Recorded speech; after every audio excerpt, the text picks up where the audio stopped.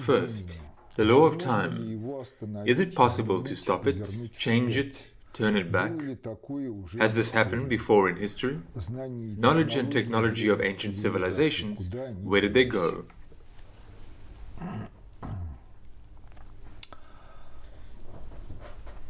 What is meant by stop, change and reverse? Time or the law of time?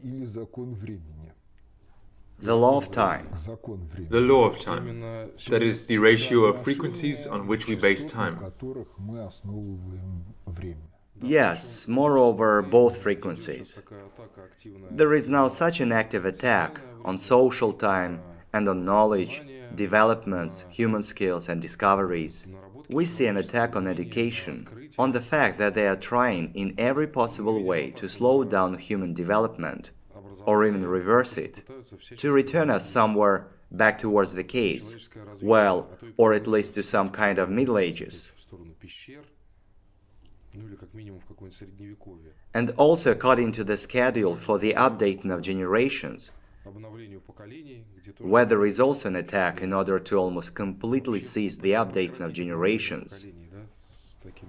With such newfangled stories in Europe, when a boy loves a boy and so on.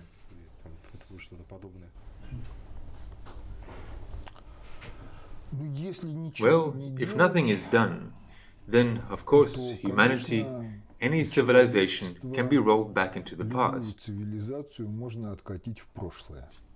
after which there will remain some myths and legends on the theme that there was a golden age or something else. And these myths and legends will acquire the status of fairy tales.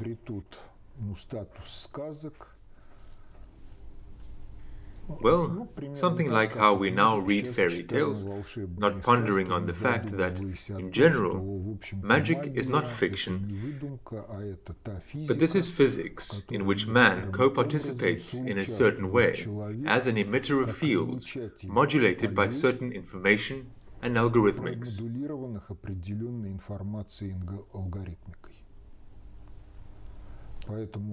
Therefore, from our point of view, these are fairy tales, and from another point of view, Emilia, from At the Pike's behest, is an outstanding biophysicist of all times and peoples who had mastered something. And in order to get people away from him, he said, "Here is a pike, go talk to her, I don't know anything." But a person really emits fields. If he emits fields, then these fields somehow impact the surrounding world.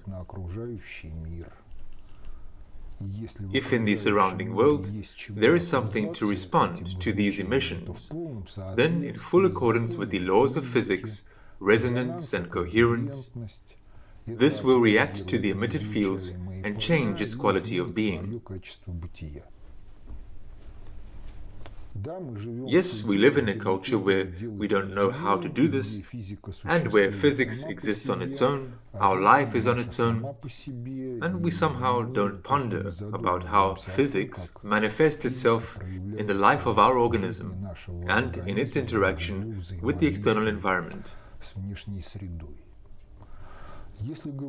If we talk about the law of time, then this term appeared as a result of the arrival at the understanding that time is not an objective category. Time, the perception of time, is always subjective. There is simply a certain process that we take in the quality of a standard, this periodic process, without even being aware of it. It is precisely due to the fact that we are not aware of the standard process that the illusion of the objectiveness of time arises. But if we look at real life, then there are only processes in life, oscillatory processes, periodic processes. We take one of them in the quality of a standard and then correlate all other processes with the duration of its periods. We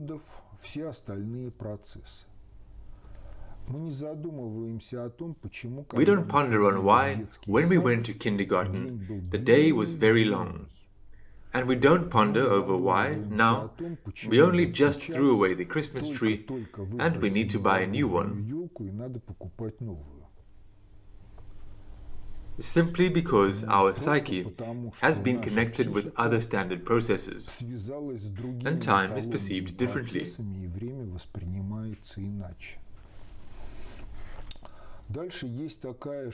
Further, there is such a thing, which in some sections of technology is called similarity theory. Similarity theory, what is it built on? Well, let's say that there is a ship. What is the length of the ship? Few people reflect on the fact that the length of the ship can be taken as a unit of length. And, accordingly, the time during which it passes its unit of length, that is, its own length, can be taken as a unit of time. And further look, what an interesting thing turns out. There is a real steamship in the sea. Let's say its length is 200 meters, and it passes these 200 meters in a certain number of seconds. There is a small boat, an exact copy of this steamer, which children play with in a puddle, and it travels its own length also in a certain number of seconds. If in both cases its length is a unit of measurement of distance, and the time it takes to travel its own length is a unit of measurement of time, then there is no difference between this hefty real ship and the small boat when we consider their movement on the basis of these chosen by us units of time.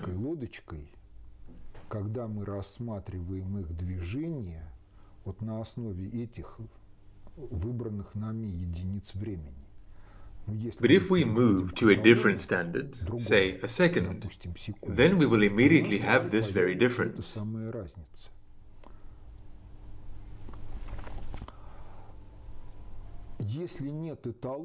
If there is no standard, then there is nothing with which to correlate. Everything happens either instantly, or it drags on endlessly, or, in general, it is somehow incomprehensible, a loss of time. The loss of time is the loss of the standard.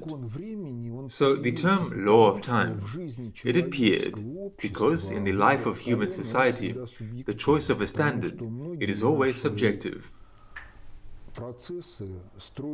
Because many of our processes are built on the astronomical standard of time. The Earth has completed a cycle around the Sun, so we have a year. Further, there begin subtleties. A tropical year, an astronomical year. An astronomical year is the passage of a full cycle relative to the signs of the zodiac. And a tropical year, this is the passage of a cycle relative to the direction of the axis of the Earth. And since there is a precession of the axis of the Earth, then the tropical year is not equal to the stellar year.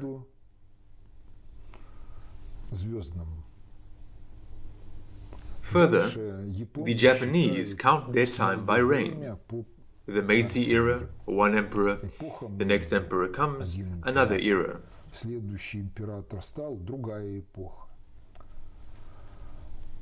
That is, these are questions of choosing a standard. Now, if you approach from these positions, then you can choose in the quality of a standard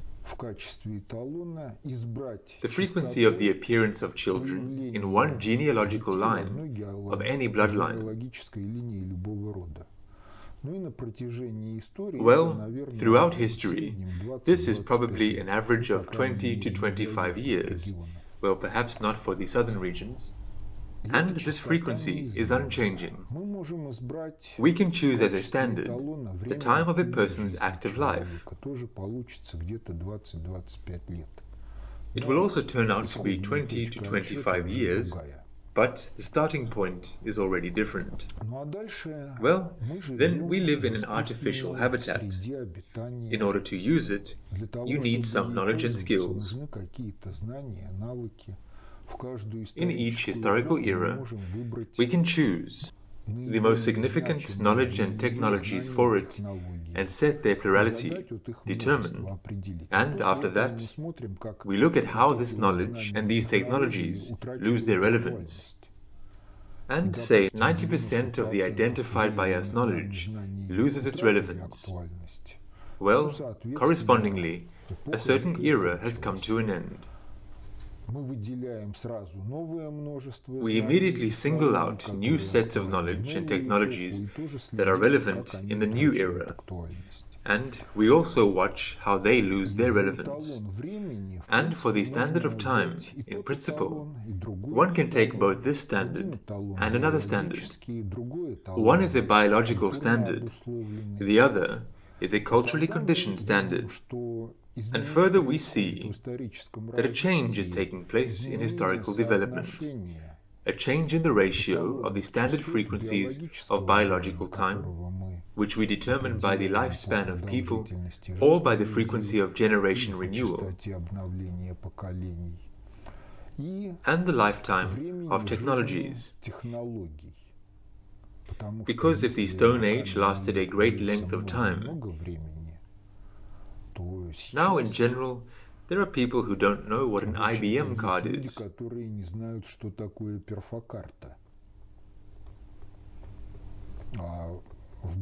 And in the old days, computer equipment was primarily IBM cards. And there are already people who don't know what a floppy disk is and wonder why the save program has the picture it has. They think it's a Pepsi-Cola vending machine because this picture is already associated with the Pepsi-Cola vending machine. And accordingly, the rate of updating of relevant knowledge and technologies has reached a psychologically conditioned limit.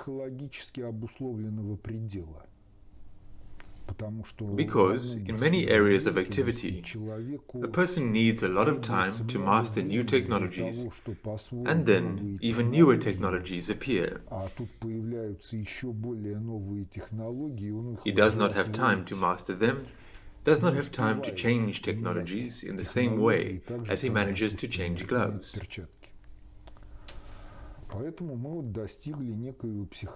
Therefore, we have now reached a certain psychological limit, and this limit is a stress-generating factor that makes us either think or die under the impact of conditioned by stress diseases, both somatic and psychic.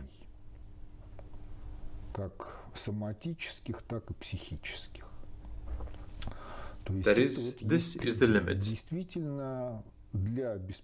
And indeed, in order to ensure a comfortable life and to relieve the stress load on the population,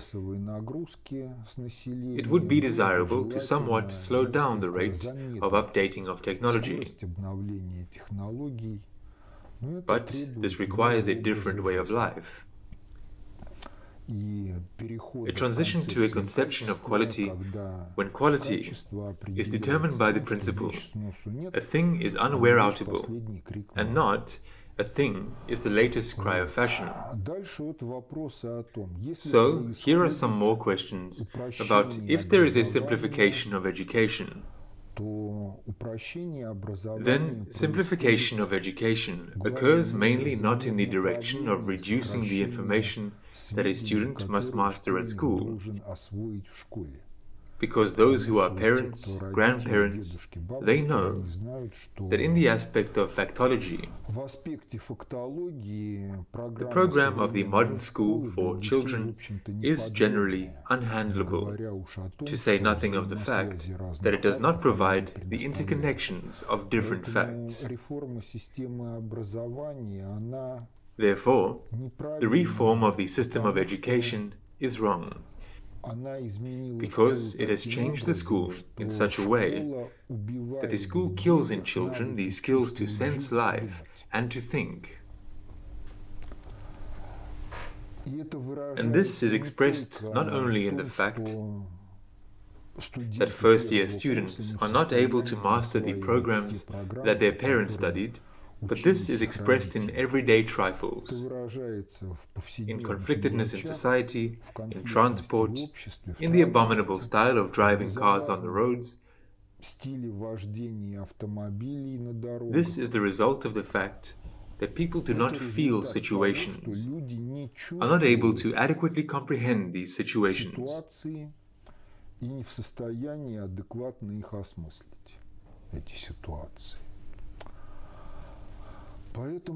Therefore, to say that in this way it will be possible to change the ratio of standard frequencies and go into the past will not work,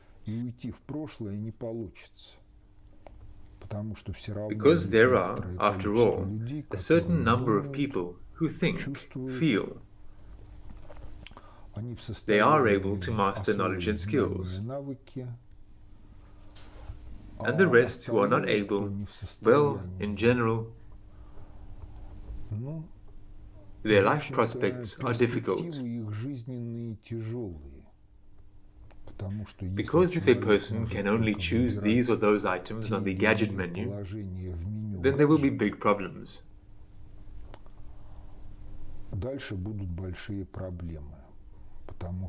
Because the inability to feel situations,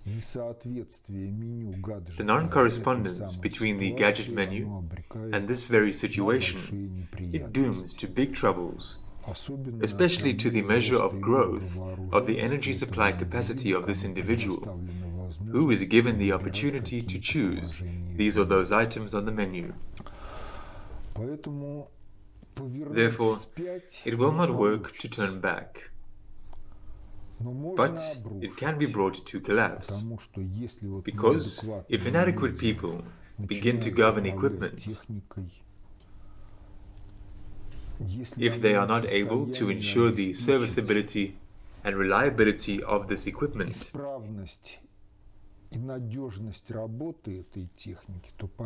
then, to the measure of the growth of the energy supply capacity of civilization, this can really end in such a collapse that Chernobyl will seem like nothing more than a box of matches burst into flames. And that's it. And now, the collapse of the technosphere, the collapse of culture, is immediately the fall of civilization somewhere into the past, because let's just turn to the experience of our history. As of 1913, Russia was certainly a technically backward power. The production of aircraft engines was at zero. The country was not able to build dreadnought-class warships from start to finish. There was no technology, no equipment, no cadres. Nevertheless, Russian industry was at the level of second-rate states.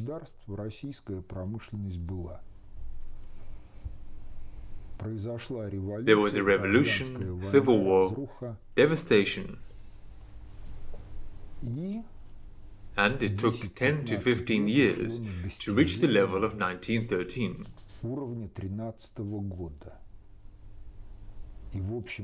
And, in general, the Soviet Union did not rise to the level of an independently developing state even by 1953.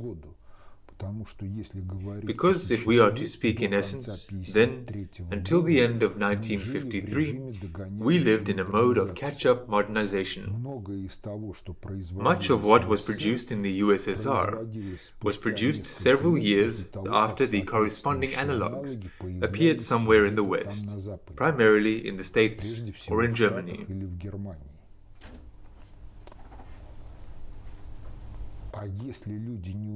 And if people do not know how to sense and how to think, and the collapse of the technosphere occurs, then this is an even more severe rollback somewhere into ancient times. And, accordingly, if we talk about what will happen, then the instincts of herd-pack behavior will work further, an intrasocial hierarchy will line up, and it will end up with something like feudalism with the remnants of the technosphere of the 21st century. This technosphere will gradually degrade because the head of the herd pack is not necessarily the smartest one, who will understand what is happening and will take care that education develops first of all, and then everything else.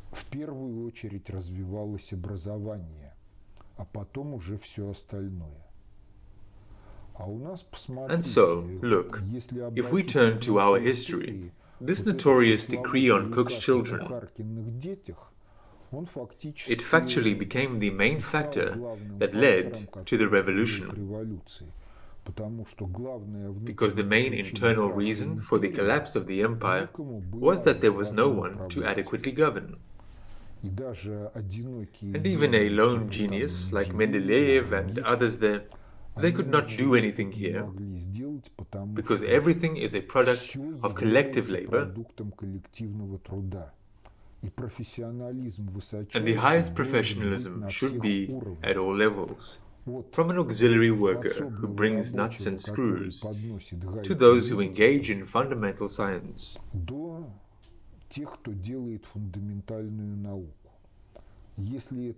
If this is not the case, then technical backwardness, as a result, the inability to ensure the defense capability of the state, and then nothing good.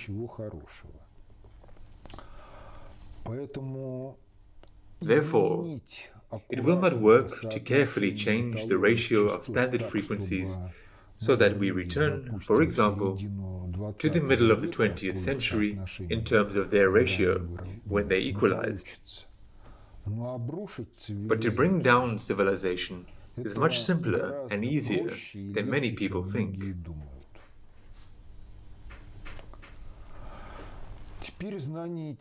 Now, the knowledge of the technologies of ancient civilizations, where did it go? Well, by strength of mass degradation, the bulk of the population was unable to carry them. Some carriers of esoteric subcultures have preserved something. If we turn again to history, then in Germany, Ahnenerbe, Legacy of the Ancestors. The mission of this organization was to get to the bottom of what the ancients possessed, how to adapt it to the needs of the Third Reich. Well, it is clear that they did not seek to share this information with everyone around them. But also, one should not think that Ahnenerbe successfully disappeared along with the defeat of the Third Reich. Because, if correlated with the hierarchy of generalized means of governance, the Ahnenerbe worked at the level of the third to first priorities. That is, scientific theories, the informational algorithmic component of history, the methodology of cognition and creativity, plus any alternative physics. And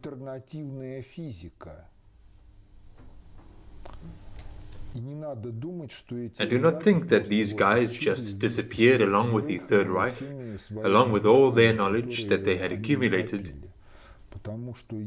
Because if you take a closer look at the history of the development of science in the post-World War II era,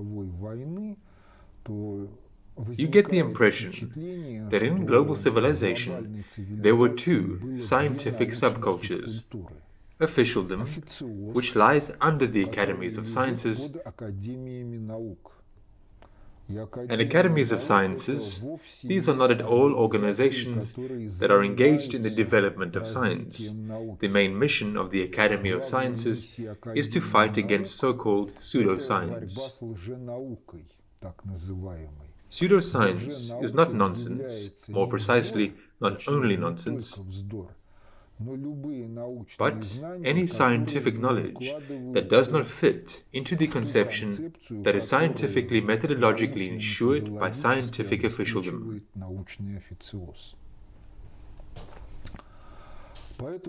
Therefore, in scientific officialdom, hardly ungoverned, but there arose the practice of evaluating scientific achievements by the number of publications and the number of citations. Where does this really lead? So, Mendeleev gave birth to the epochal periodic law and tried to run for the Academy of Sciences. Academicians in those days were not the most ignorant people. They did not appreciate the periodic law and everything else that Mendeleev did. They considered that this was not enough to be an academician of the Russian Academy of Sciences. And Mendeleev was left without an academic title. That is, if we talk about truly breakthrough epochal achievements in science, then when they appear they can be appreciated by, well, several dozen people in the world who work in the same field and have advanced quite far. Accordingly, what citation indexes will there be? None. Close to zero. About 10 years after the epochal discovery has appeared, there will be people who will understand it and ponder on the practical application of this. And they will begin to develop this epochal discovery in an applied aspect, and there will be more or less extensive literature on the theme of what it is and what to do with it. Then, after some time has passed, other people will appear who will start writing textbooks on this theme. And then, when a certain generation of professionals grows up on the basis of these textbooks, they will enter the citation index rating system. And in order to win the capitalist competition by the name of effective contract, they organize carousels. Petya quotes Vasya, Vasya quotes Masha, Masha quotes Petya and Vasya, Petya at the next stage quotes Masha, and, as a result, the highest citation indices. It is along this path that the officialdom of science has been developing since about the mid-60s. And in order to understand what is really happening, one needs to delve into the essence of scientific theories,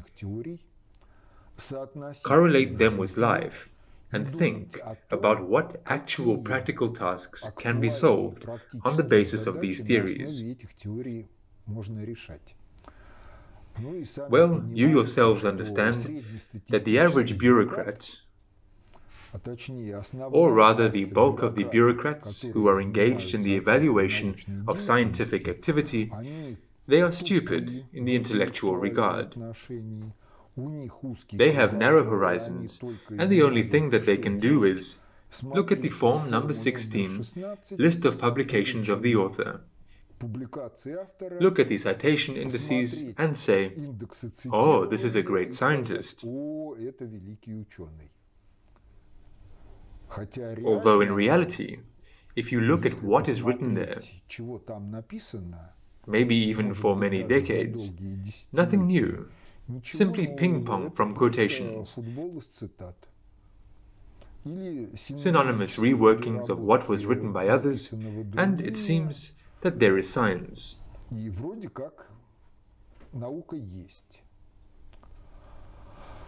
That is, science becomes fruitless or narrowly focused in the aspect of its scientific officialdom. But what happens in the aspect outside of officialdom? outside of officialdom, very interesting things happened. For example, somewhere in the 50s, CIA comrades asked some mathematicians not to publish purely abstract theoretical works in the field of probability theory and mathematical statistics in the open press. Why? Because the approach that these mathematicians set out made it possible to significantly reduce the amount of calculations, and in the 60s, at the end of the 50s, in general, this year, it would be considered as a miracle of technology, and a computer, which with all the equipment would not fit into this room, was weaker than a modern laptop. And then this abstractionism, which made it possible to drastically reduce the volume of calculations by orders of magnitude, was really kept secret. The comrades who worked in this direction received good fees for silence and for their work.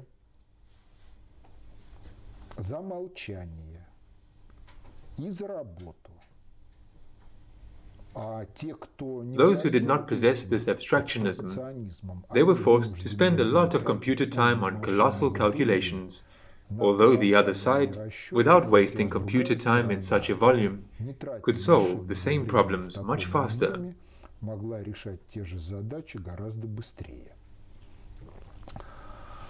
But here, too, there is a question. In order to make these proposals to the mathematicians, someone had to have read some of their first works, in which there were hints, and evaluate the content of these works and the prospects, not at all on the basis of the citation index, but on the basis of what precisely these mathematicians wrote, how to use it, and what it gives.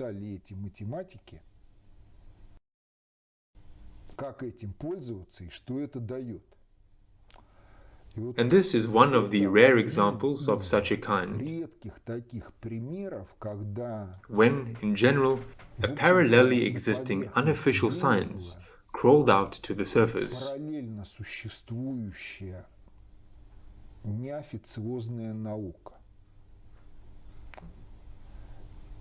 And apparently such things, they took place not only in the United States, but also in the Soviet Union, in other states,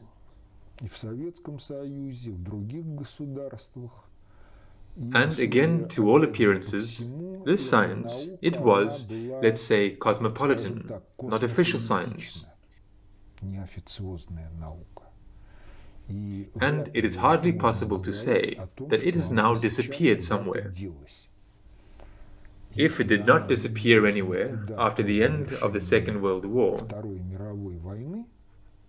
then there are grounds to believe that after the Second World War, nothing happened in society that could have made it disappear somewhere.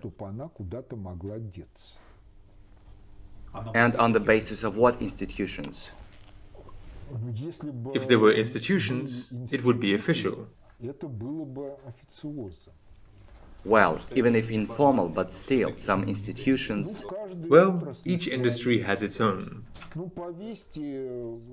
Well, hang a sign, make a special laboratory there.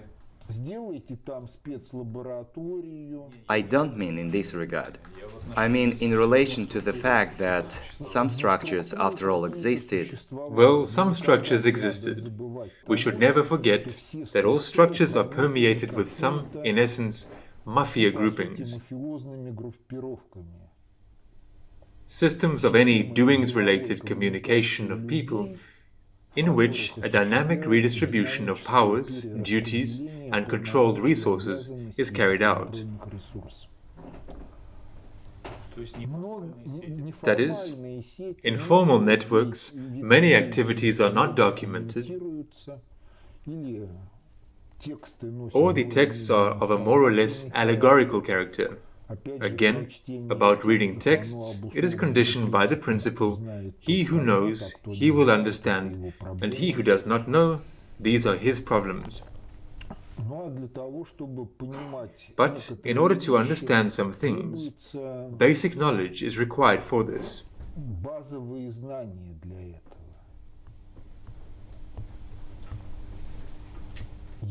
If this basic knowledge is not there, then a worldview abyss arises. And the one who would like to, he does not know what questions to ask, and the one who can give knowledge, he must descend to the level of this, tell him, Vasya, you are wrong, the original paradigm in general is such and such, it opens up such and such possibilities. But if the task is that the officialdom of science would degrade,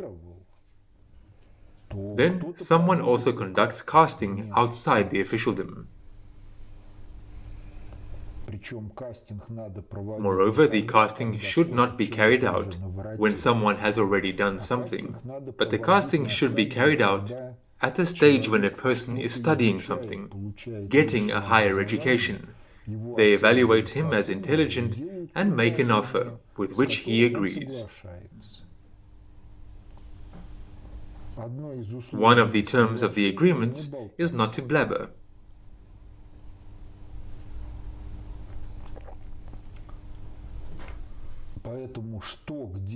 Therefore, what, where, how is happening. This is in parallel with scientific officialdom. This is a separate theme, and, in general, it is not relevant for the vast majority of laymen. Moreover, for the vast majority of bureaucrats, it does not exist. Therefore, the question of where the knowledge and technologies of ancient civilizations have gone is a multi-layered question. For some, they have gone into fairy tales and fantasy. For some, fairy tales and fantasy are fiction. For some, it is, after all, a reality, the specifics of use of which is conditioned by the historical political circumstances that have taken shape.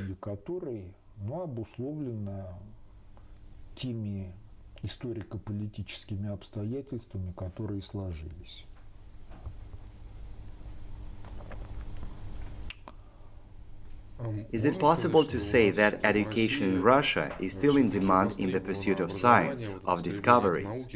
If you look at the same decree on the cook's children, that it did not allow that Russia would slowly disappear, float away, so to speak, quietly in such a way that it would fall, degrade, dissolve,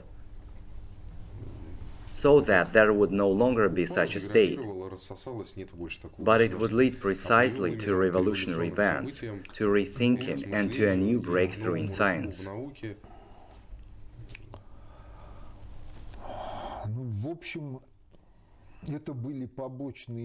In general, these were side effects of the politics pursued by Tsarism. It is rather politics pursued by the Almighty in Russia.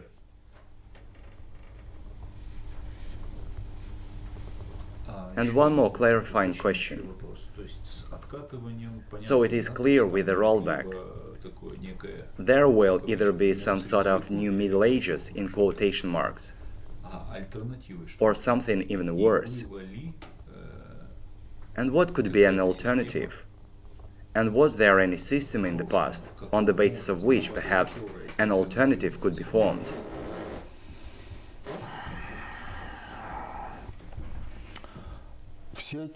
Any alternatives, they are the product of disagreement. The classic phrase from the famous movie, consent is the product of non-resistance, or how does it go? From what movie? 12 Chairs.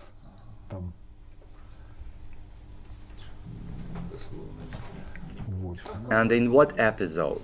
In what context? In what situation?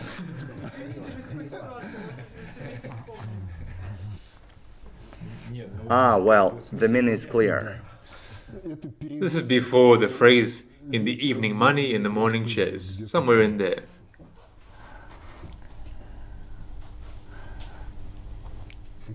That is, the law of time itself is such an instrument that opens up the possibilities that are defined for us at the given moment. And on the other hand, In general, in any case, if you go this way according to the entire function of governance, then disagreement with what is happening, it either kills or obliges you to manifest creative potential and generate some processes that will change the quality of being of what is.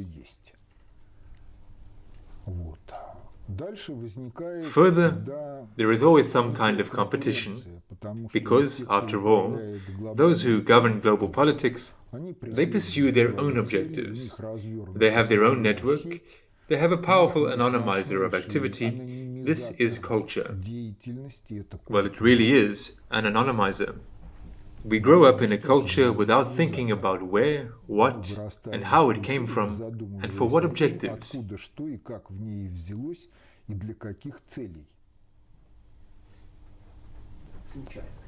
Yes, something is accidental, something in the flow of activity of the main statistical mass, which is not particularly involved in anything, and someone thinks about the long-term prospects, expresses some idea, and finds a way to plant them, these ideas.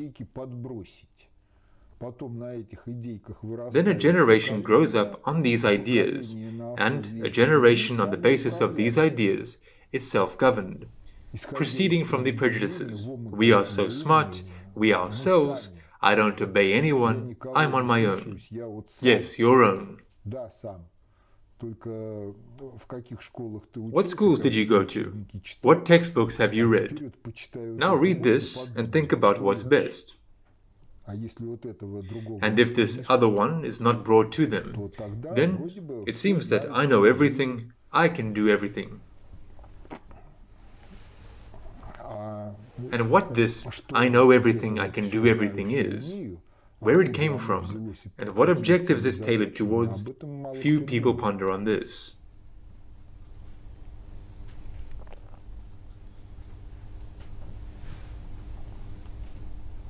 Well, in general, an idea is needed, as I understand it. Well, in general, an idea is needed. And besides the idea, people are needed who will develop and promote this idea. Because the idea, actually it was expressed long ago. The law and the prophets were until John. Since that time the kingdom of God is preached, and every man presseth into it. And if we look at the fact that these words were spoken 2,000 years ago, in the official chronology, about 1,000 years in all alternative chronologies, then where is the pressing directed at this? Yes, there have been single followers, they tried to get rid of them. But the bulk lived in the belief that the idea of the kingdom of God on earth is a heresy. But after the second coming, when Jesus comes and puts things in order, there will be a terrible judgment. Then yes, the kingdom of God on earth. There is one more problem in this phrase. It is the absence of will, because the word will is still present there. Well, in the phrase this word is absent, but pressings, they presuppose will. When it comes to will, it is a sad situation in our society. Yes, not only with will, but also with cowardice, things are going very well with us. Yes, the opposite going very well. A lot of cowardice. This is exactly what culture works for, as it were by itself.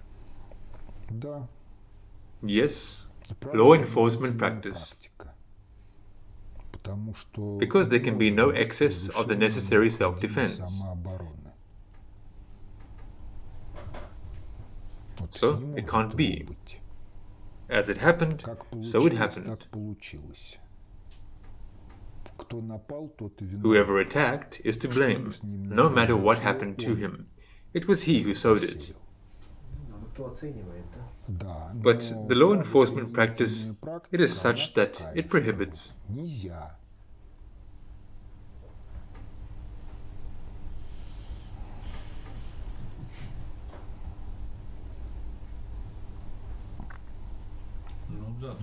Yes, there are a lot of applied aspects.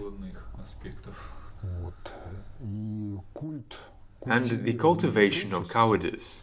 Well, this is one of the elements of the dominant culture in Russia for probably several centuries.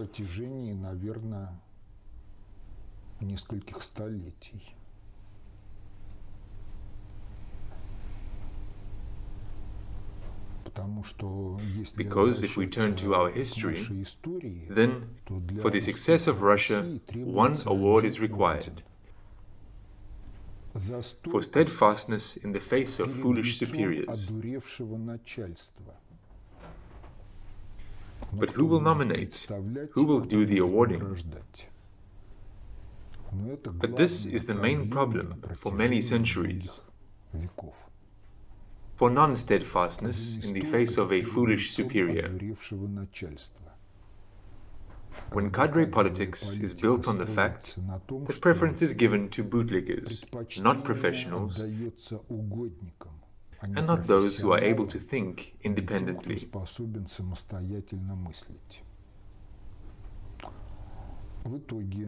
As a result, professionals and those who are able to think independently find themselves in opposition. When the number of opposition becomes large enough, the opposition becomes the power.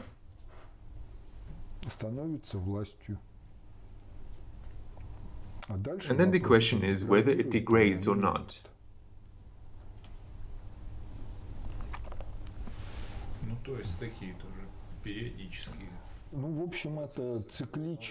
Well, in general, this happens cyclically, and these cycles are not evolutionary, but through points of catastrophes, because were there no alternatives, or were there? Well, what alternatives? Well, let's say along a spiral of development. There are not such alternatives in Russia, because we live in a cyclics, from catastrophe to catastrophe. The full cycle of Russian history includes two phases. The beginning is the end of a catastrophe, then there is an attempt to build an all-people state. At the end of this first phase, there appears an elite, which does not need an all-people state. It arranges a state coup d'etat, generates an elitarian corporative state power that pushes the people around as it wants. But due to the fact that it gives preference in cadre politics to its own, and not to professionals, the elitarian corporative statehood leads the country to the next catastrophe. So look. Catastrophe, the invasion of Batu-Khan. Everything is in ruins. About 1,000-odd cities that existed before the invasion of Batu-Khan were not restored.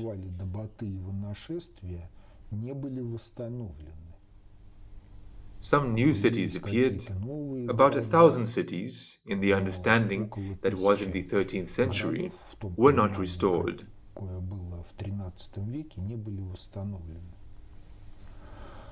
The gathering of Moscow begins. Daniil of Moscow, father of Ivan Kalita, laid the foundation. There is a process up to the time of Ivan the Terrible. In general, there turns out a certain all-people state, in which everyone should work for the blago of the state, and the state should take care of everyone. Because there were in general no people who were not assigned any duties. Everyone had to toil, starting from the Tsar and ending with the very last peasant. Everyone had to toil in their own way. A social association of labor was formed. But there was an elite who wanted it to be like it was in Poland. We twist the Tsar as we want. As a result, time of troubles, and there is an elitarian corporative state power, the Romanov dynasty. Its only indisputable achievement is serfdom, as a way to enslave the rest of the people. The cadre politics, well, it was such that shortly before the revolution, Witte wrote that the Russian nobility is a bunch of degenerates.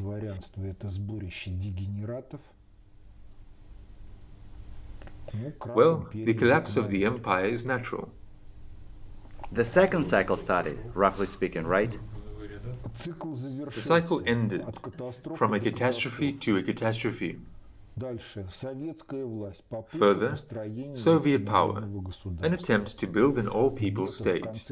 Somewhere in the late 30s, early 50s, an elite was formed that did not need an all-people state. The construction of an elitarian corporative state begins. Again, preference is given to relatives and close ones, all according to Griboyedov. It is natural that for my relatives I should put in a word. The son of Leonid Ilyich Brezhnev is the Deputy Minister of Foreign Trade. They award him with an order, and the central television broadcasts. Leonid Ilyich hangs the order on his chest, and he says, "Thank you, Dad." Well, of course, I didn't personally see it, but you were a living witness to that. Yes, I saw. Thank you, Dad. Here we go.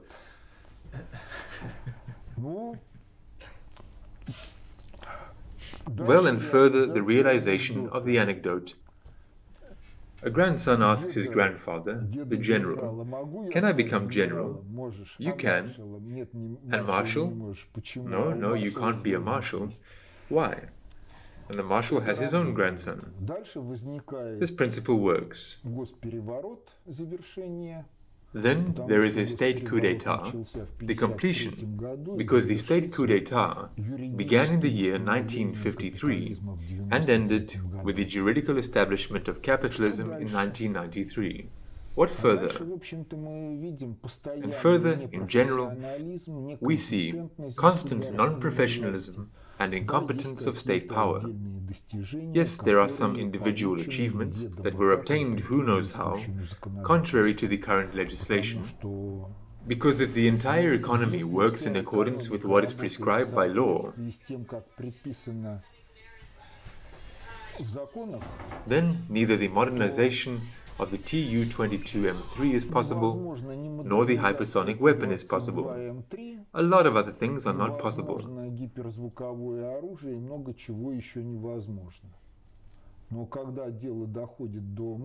But when it comes to mass production, so the IL-112V, it died. Plane crash. You see, the IL-112V is an aircraft, well, factually, it is crap. There are many such aircraft in the world. An ordinary serial transporter with a carrying capacity of about 5 tons. This is not something breakthrough and transcendent like the Tu-96 in 1953 or Myasishev's Bison at about the same time.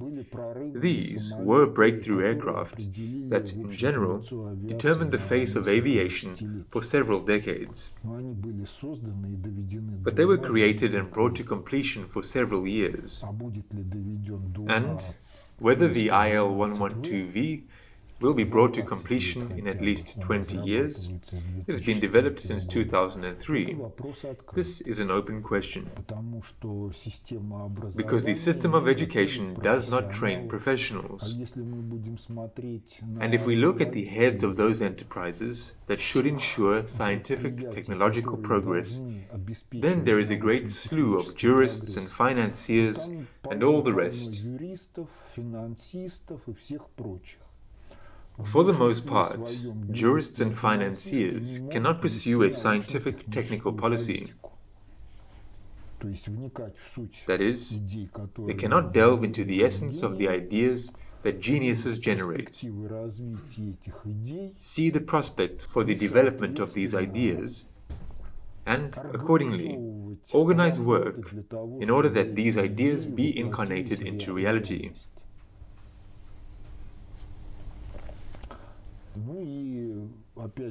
Well, again, if we talk about what is happening in the country, then here is the Duma. We now have the 8th convocation. There are 450 people there. Many sit there not for the first time, and will continue to sit.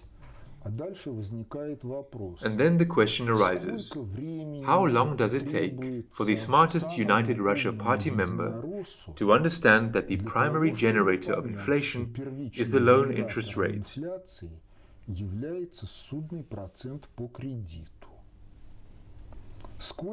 How long does it take the smartest United Russia Party member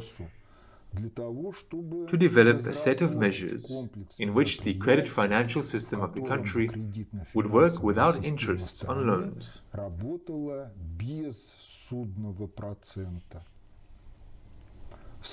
How long does it take for the smartest United Russia Party member to convince the faction that has the constitutional majority to take action for the implementation of these ideas?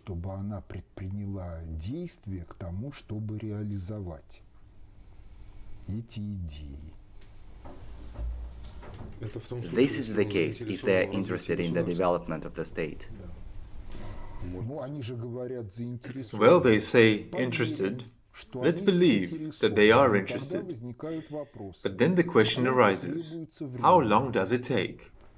In reality, it takes about 10 minutes to understand that interest on loans is the primary generator of inflation.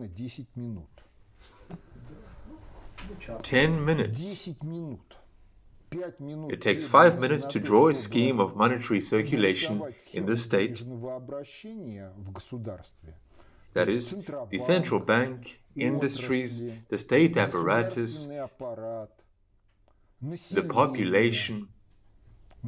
population divided into children and adults who work and pensioners. Connect all this with arrows of financial flows, and after that, recall. If I'm not mistaken, somewhere in the 8th grade of Soviet school, there were Kirchhoff's rules in the course of physics. The calculation of electrical networks. Kirchhoff's rules are a conservation law for transfer processes in networks. It also takes 5 minutes to recall Kirchhoff's rules and, on their basis, to analyze money circulation in the presence of loan interest and in its absence. 10, maximum 15 minutes if you use the knowledge given by the Soviet school.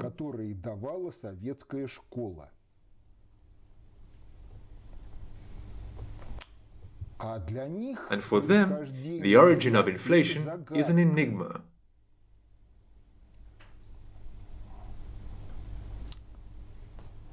Well, okay, for them it's an enigma.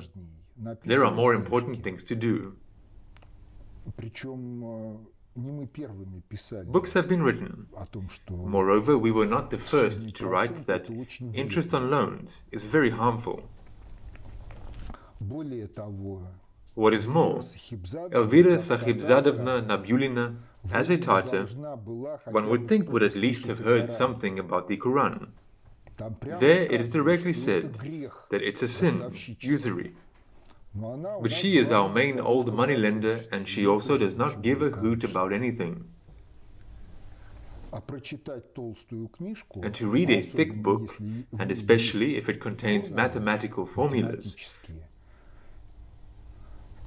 for the overwhelming majority of deputies of the State Duma and members of the government, is an unbearable for the intellect task.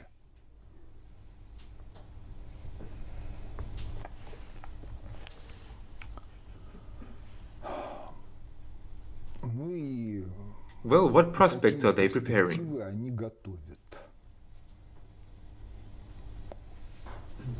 That is, everything is in such a way that we are living in the second phase of the cycle. The only thing that can improve the future, this is if now a social group is formed, an analog of the Bolsheviks, not in the sense of going to the barricades and so on. In terms of worldview, And people armed with knowledge that allow them to solve the problems of the country. People armed with skills, including the skills to use biophysics, an example of which everyone saw in the movie The Matrix, when the oracle from the kitchen, baking cookies, ruled everything she wanted. but then the question is, where did these Bolsheviks come from in 1917 with this knowledge? Well, they had moms and dads. Let's begin with that. But from where and how their souls came, these are questions to the Almighty. But the fact that they came, they factually pulled Russia out of the catastrophe to which Tsarism had led it, and from the aggravation of this catastrophe by the creators and leaders of the February Revolution. Because if we talk about the February Revolution, then the ambassadors of the allies of the Russian Empire, France, England, oversaw the opposition, and as a result, what happened happened.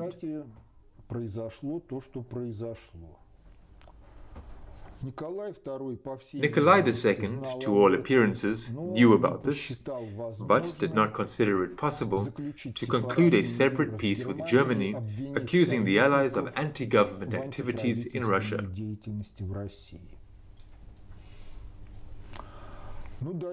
Well, further the question arises, what would have happened if the Whites had won the Civil War?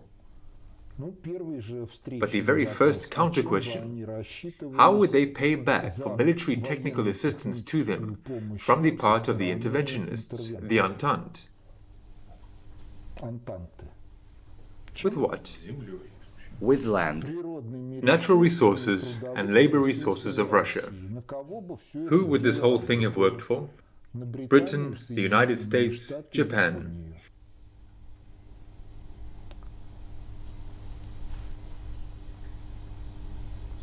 What further? And further, in general, it turns out that Russia would have been about the same colony as India, but in a different juridical form.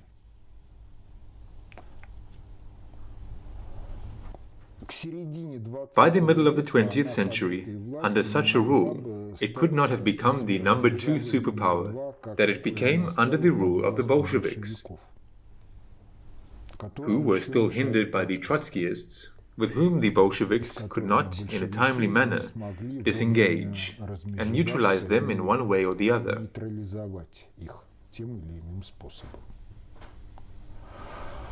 Moreover, if we talk about history, then history has shown what could have happened if the bourgeoisie, the liberal bourgeoisie, had won.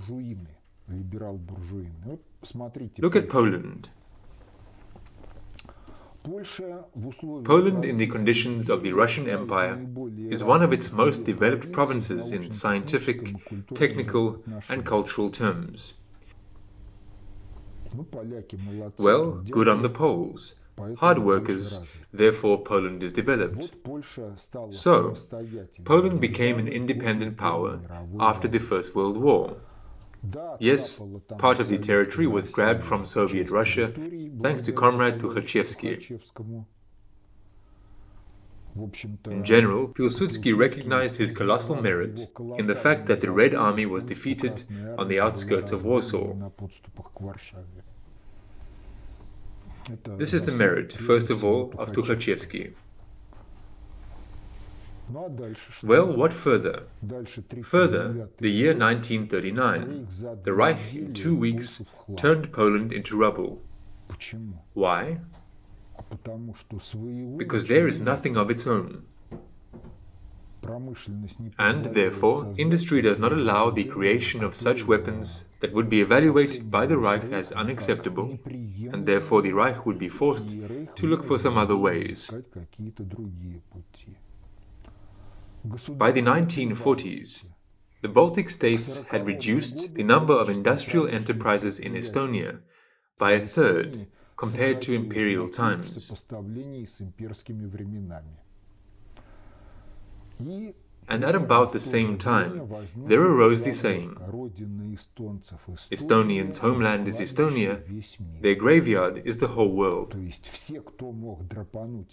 That is, everyone who could scarper from this Baltic, they scarpered to some other places.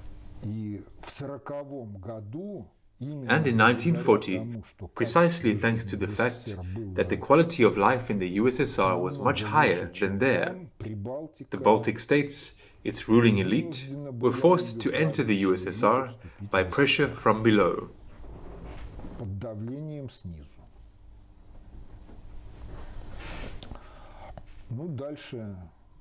Well, then the Soviet Union collapsed. We do not see the Estonian, Latvian, Lithuanian economic miracle. That is, history has shown the correctness of the Bolsheviks, both on the examples of what was done in the 1920s, 1940s, and on the example of what happened after 1991, when the Soviet Union collapsed. Therefore, in general, the task is to form a social stratum that will have the knowledge and practical skills in order to take the country out of the catastrophe that the clans of the post-Soviet elite are preparing by strength of the peculiarities of the cadre policy.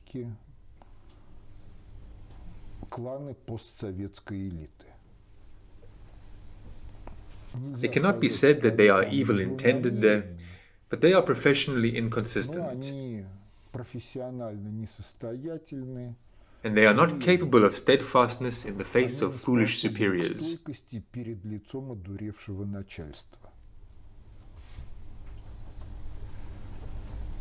How did they manage to stay in the elite? Well, how? They rolled over on their heads and sometimes over corpses. According to the laws of the monkey pack, an intrasocial hierarchy is formed if the types of the psyche in the bulk of the population are non-human. Everything is under the power of instincts. The instincts of herd pack behavior work. They build a hierarchy.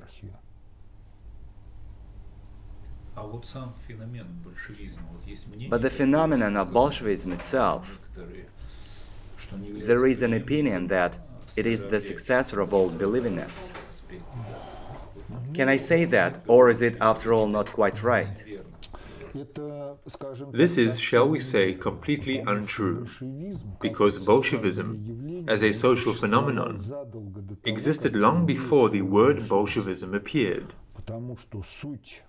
Because the essence of Bolshevism is work for the development of society, that is, work in the interests of the majority, even in situations where the majority is intoxicated and does not understand its own interests.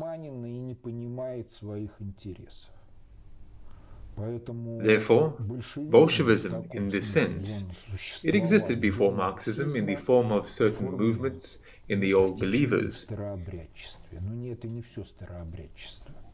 But this is not all Old Believers. Before the Old Believers, it also existed. Before Nikon and the Church Schism, Bolshevism also existed precisely in this very sense. Work, according to Soviet, for the development of society. Therefore, in the old believers of Bolshevism, it was expressed in the fact that, in general, a number of outstanding businessmen, entrepreneurs, old believers, they created the most powerful enterprises. But the cadres at these enterprises did not drag out a beggarly existence. They didn't. They did not drag out a beggarly existence. More or less normal living conditions were provided for the families of workers. They were provided with whichever quality of education for the children of these workers, although the rest of the industry in Russia factually worked well in the mode, while a meant, women will give birth to more. The average life expectancy in the Russian Empire is at the level of 40 years. Where does this come from?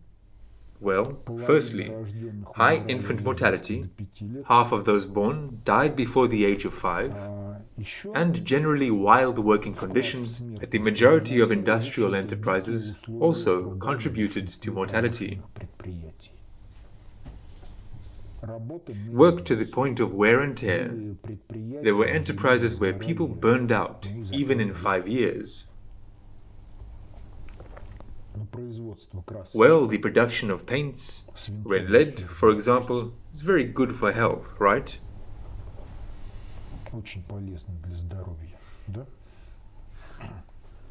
Well, there we have St. Isaac's Cathedral. Approximately 60 people were engaged in gilding based on mercury amalgam technology. After all, none of them survived. That is, St. Isaac's is really a temple on blood, in fact. But the second church on blood is, so to speak, another blood.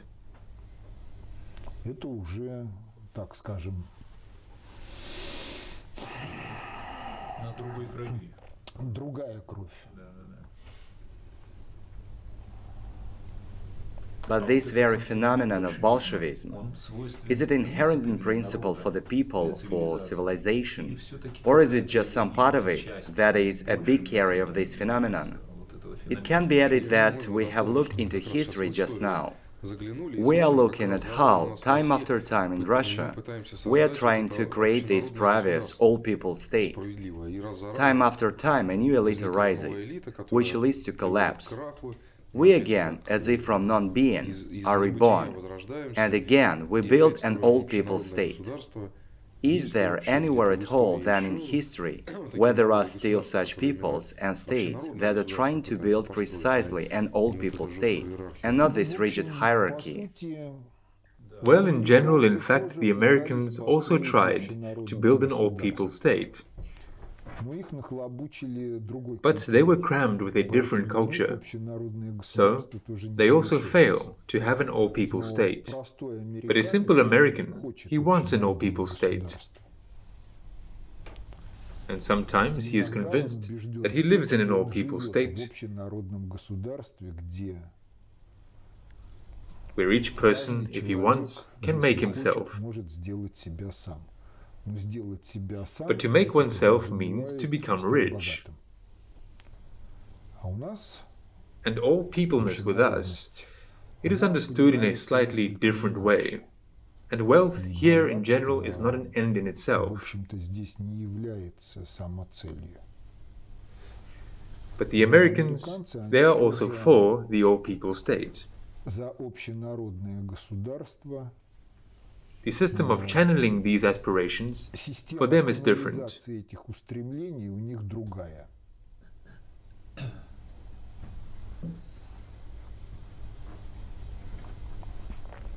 Can we say that Bolshevism is some kind of truly Russian subtlety? Well, this is a civilizational component of our multinational regional civilization. Because, after all, if we analyze the epics of the peoples living on the territory within the borders of Russia,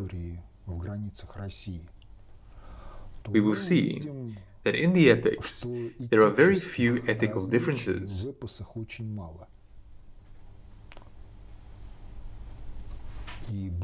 And thanks to this, in general,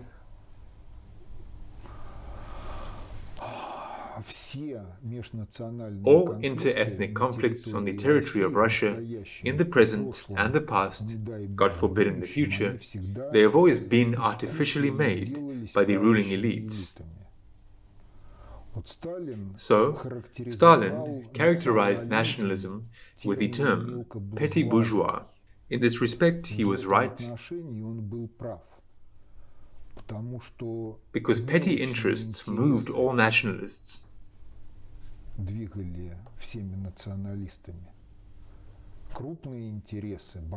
Large interests, big, large-scale, regional civilizational level or global civilizational interests do not fall into petty bourgeois thinking.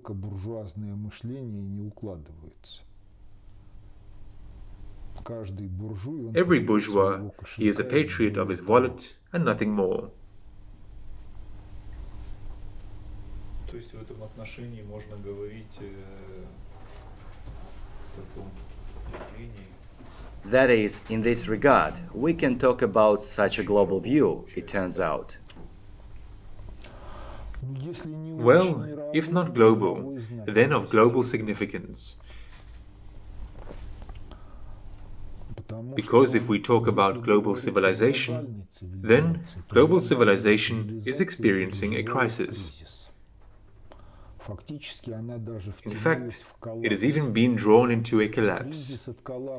A crisis differs from a collapse in that it's possible to egress from a crisis without changing one's quality. Well, that's how capitalism went through a whole bunch of crises. It remained capitalism. Yes, something changed there, but quality, like the power of money and commercial orientation and commercial criteria for evaluating any activity, they dominated through a series of crises. A collapse is characterized by the fact that the internal dynamics of the collapse is a crumbling to zero. The question is, fast or slow? It is impossible to egress from a collapse without changing oneself. In order to egress from a collapse, it is necessary to change the quality. Therefore, we return precisely to the fact that the law and the prophets were until John. Since that time, the kingdom of God is preached, and every man presseth into it. Or the same meaning in the Quranic version, and there may spring from you a nation who invite to goodness and enjoin right conduct and forbid indecency. Such are they who are successful. That is, it is an orientation towards development, because dobro and evil are objectively different. Everything that works for development in its objective sense is dobro, and everything that works for degradation, no matter how sophisticated it is always evil. And, ignoring what Christ commanded in the first coming, civilization has come to what it has come to.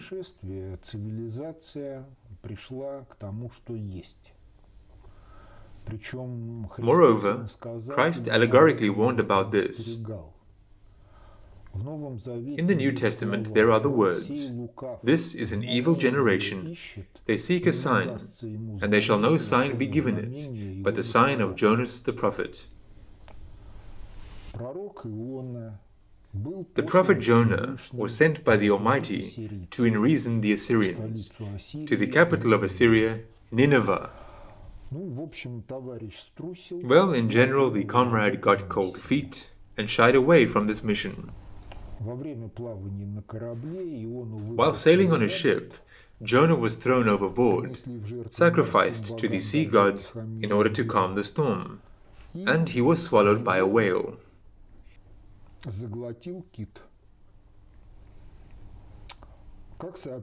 According to the Old Testament, he spent about 3 days in the whale's mouth. He understood the prospects, turned to God, agreeing to fulfill the entrusted to him mission.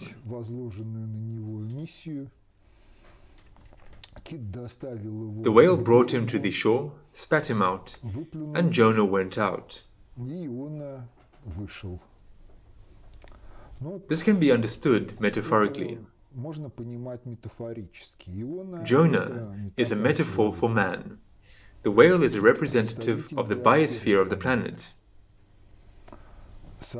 Accordingly, the conflict of humanity with the biosphere of the planet, the global biospheric social ecological crisis, is a given. It is the result of the conflict of man, humanity, with the biosphere of the planet. Further, the choice. We continue to persist with self-concoction. The prospects should be clear. The biosphere is more powerful. The biosphere will protect itself from the crown of creation. Or we ponder on the reasons for what is happening, the prospects, develop an alternative that corresponds to the providence of the Most High, and realize this alternative with our own efforts, as Christ recommended 2,000 years ago.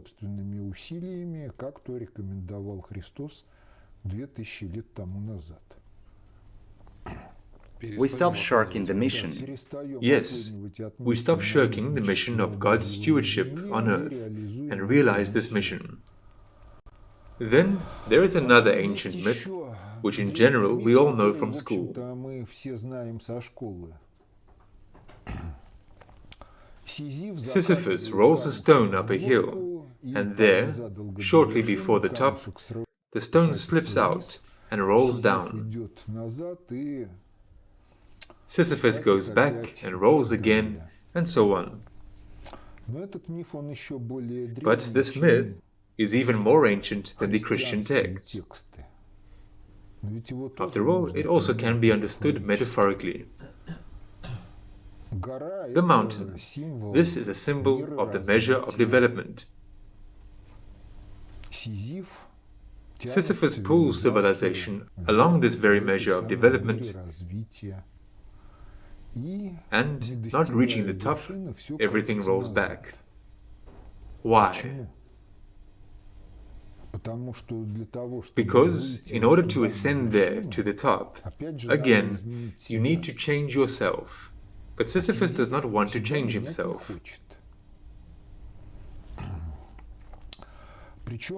Moreover, one of the versions of the myth reports the reason as to why Sisyphus was given precisely such a punishment. In general, he somehow contrived to deceive death and bind it. For some time, death was unable to fulfill its duties. When this became clear to the Olympians, death was released. Well, Sisyphus was sent over there. Also, you see, this combination was interesting, because in the wisdom of Solomon, it is said that man was created as an image of the eternal being of God, and only by the envy of the devil did death enter the world. И только завистью дьявола в мир вошла смерть.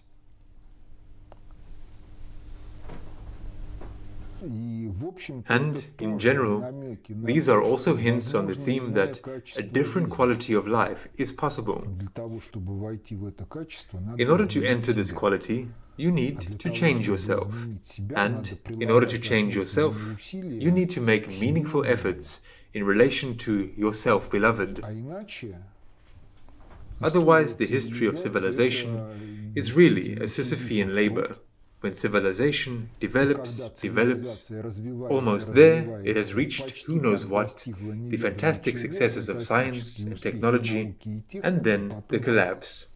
It rolls back somewhere into the distant past, and again rolls the stone up the hill.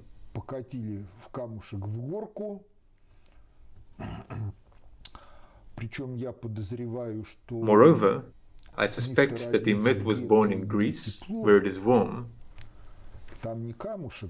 Otherwise, it is not a stone being rolled uphill, but a snowball on a snowy top. And a snowball, the further it rolls, the bigger and heavier it becomes. And if we look at civilization, how it develops precisely along the technospheric path, well, 200 or 300 years ago, the greater part of what a person needed for life, the peasant did himself within his household. But now, within our household, what can we realistically do from start to finish? Factually nothing. Everything that we use is a product of collective labor. And in relation to this collective labor, firstly, its volume is constantly growing. Further, what we created in the past, it degrades, wears out, becomes obsolete, and needs to be updated. And part of the economic potential is used to restore the functionality of what was previously done, and only part to create a new one. And the more that is created, the greater the share of what goes to maintenance. And in general, it turns out that this ball is growing. And the ball of these problems, it cannot be resolved by itself, because in order for it to be resolved, it is necessary to change the way of life of civilization. And in order to change the way of life of civilization, a person must change himself, and change his relation towards life in general, and towards his own personal being too. But these themes, they are outside the curricula of schools and higher educational institutions. They are outside the themes of journalism, talk shows. There is chatter about other problems, and these problems are insoluble on the basis of those system-forming principles that are supported by the system of education, political practice, law enforcement practice.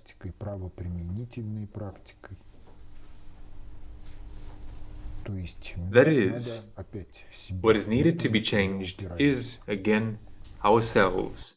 We always resist against this. So the phrase, in general, is exact. Then, what was discussed in the penultimate analytical note?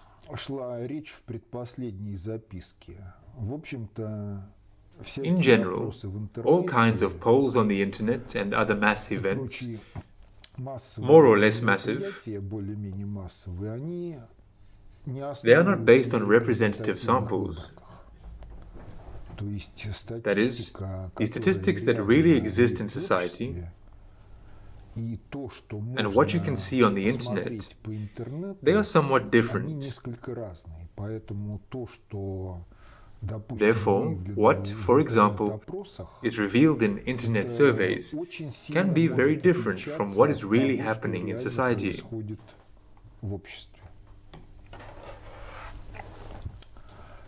This is one side of the question.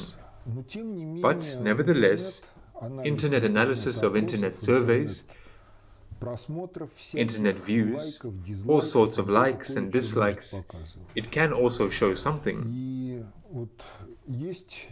And now there is a not very large series of lectures in Velichko, which I gave there in 2015. It has been 6 years since 2015.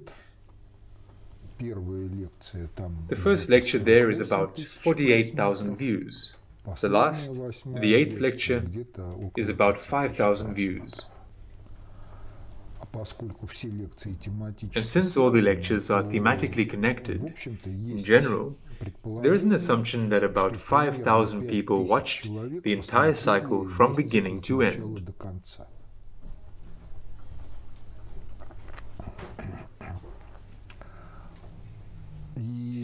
And this 5,000 people who watched from beginning to end, this roughly corresponds to the real interest of society in the materials of the conception. Реальной заинтересованности общества в материалах концепции. Because, after all, the materials of the conception, the relation towards them, can be twofold. I know that they exist, something in brief, somehow I heard somewhere. In general, I approve or I don't approve. But knowing the conception is something else. It is the ability to tell on your own, not to quote, not to copy-paste, but to tell. And the ability to use this knowledge in solving your own and other people's real problems.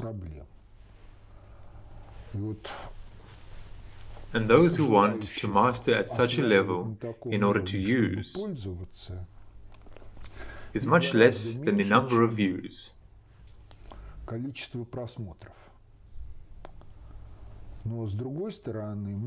But on the other hand, many of those who really read, master the materials of the conception, they do not waste time putting likes and watching everything that is on the internet. They really have other things to do, and they are doing them. This also does not particularly fall into any statistics. Well, at least intrasocial terrestrial statistics. Now here's the second question. Categories of Marxism. Many authors, such as Uyomov in systems theory, use this terminology. How to perceive it correctly? What is public property? How to translate into Russian surplus product, surplus time? Well, first of all, let us begin with the fact that Gorky somehow noticed that words are the clothes of thoughts and facts. That is, thoughts and facts are one thing. Words are simply lexical shells. One and the same meaning can be conveyed in different words. When we read any texts, we must see behind the words the phenomena about which the text relates. If this succeeds in a univocal way, then this is a metrologically consistent theory. It can be used.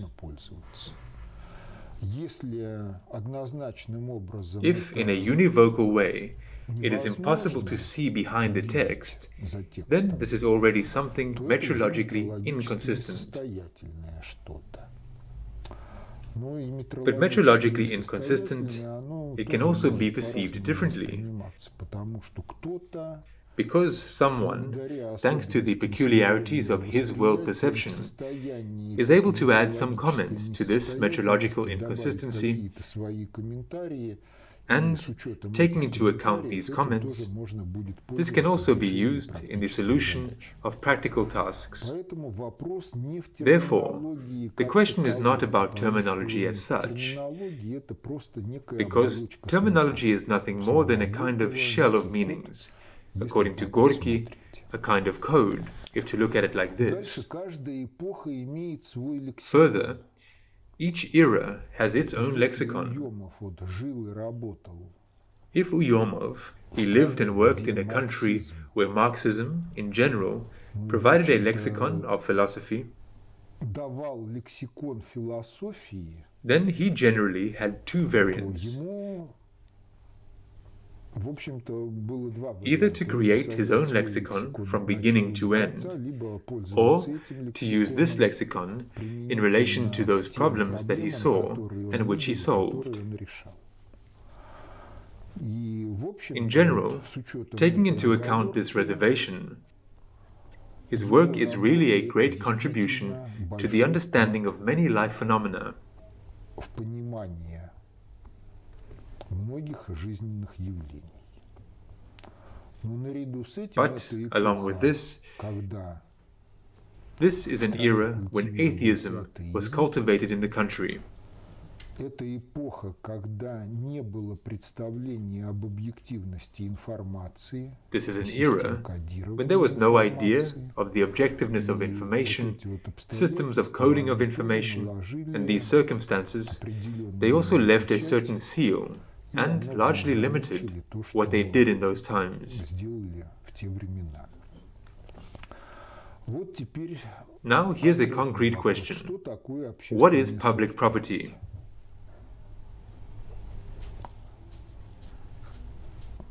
Общественная собственность Public это property is the share of your personal ваша property личная собственность, that you have которая allocated for выделена common на общее use. пользование. Вот такое Such a view of public общественную property собственность was absent в in Марксизме Marxism. отсутствовало. Но если мы говорим But if we are о talking праве about the right of ownership, собственности, то дальше then возникает further, вопрос об объектах. the question of object of ownership also arises. Выделяет особую And группу Marxism объектов distinguishes a special собственности, group это средства of objects производства. of property. These are the means of Капитализм production. это частная They собственность say на средства capitalism производства, is private ownership of капитал means of в его production, финансовом and capital выражении, in its financial а expression, социализм это общественная and socialism собственность на is public средства ownership of the производства, means of а production, капитал and capital в in его, its опять же, again финансовом financial выражении. expression. Ну а право Well, собственности and the в right чем of ownership, выражается? in what is it expressed? Право собственности выражается в том, что Ownership is expressed in the fact that the owner, the full owner, владелец, he governs the object of он ownership управляет according to the объектом entire собственности function по of полной governance. функции управления. Об этом в Nothing is said Марксизме about this ничего in не Marxism. говорится. And then the question А дальше arises тогда about the возникает circle of вопрос о governors. круге управленцев. И вот собственность And на so, средства the ownership производства of the means of частная. production is private. Если те, кто работает на этих If средствах those who work on these производства, means of production лишены are deprived of the возможности opportunity отстранить от to управления remove тех from управленцев, governance которые those не governors оправдывают who их do not доверие. justify their trust. Собственность Property is public общественная, if those who если work те, on кто these means of работает на этих production средствах have every производства, opportunity to имеют remove from полную governance those who do возможность not justify отстранить their от trust. управления тех, кто не оправдывает их доверие. Но вот если бы собственность If the была property were общественная, public, то, по всей then to all видимости, appearances, последней the recent catastrophe at the катастрофы на mine шахте, её бы не would not have было, happened, потому что теперь возникает because now there is information информация that there were о том, hundreds что of violations, были that the сотни miners were given нарушений, faulty methane sensors, что and much more. шахтерам выдавали неисправные датчики метана и много-много еще чего. Если бы собственность была общественная, If то the те, property кто were этим делом public, занимается, then those who are они engaged были in this matter, отстранены от управления. they would be removed А from сейчас governance. я так подозреваю, что собственник And now I suspect that the owner отвечать ни за что will не not be будет, answerable for спишет на anything. нанятых минагеров. Ну так и есть, да. They will write it all off on hired managers. А реально должен But отвечать it is the owner who really has to answer. If you are the owner, then hire managers, follow financial discipline, invest in safety and training in the norms of safety and control. There will be no accidents. И в обучение нормам техники безопасности и контролируй. Аварий не будет. Если ты этого не If you можешь cannot do сделать, ты this, неэффективный you are not an собственник. effective owner. Ну, а в данном случае уголовник, And in the given case, если верить he is a интернету, criminal. обладающий And if you believe the internet, he has parliamentary immunity.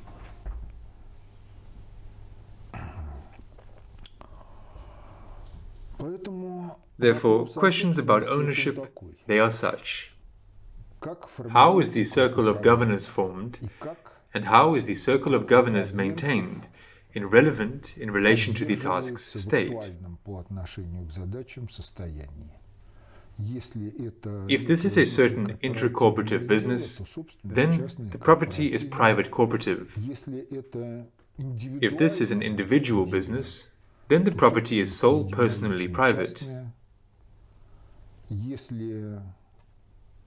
If those who work with these means of production are able to form a circle of governors, then the property is public. But here comes another point. In order for the property to be truly public, those who work must understand the significance of this property for the life of society. They must understand the principles of cadre politics and must ensure that there are no grabbers, idiots, in the governorial corps that governs this property.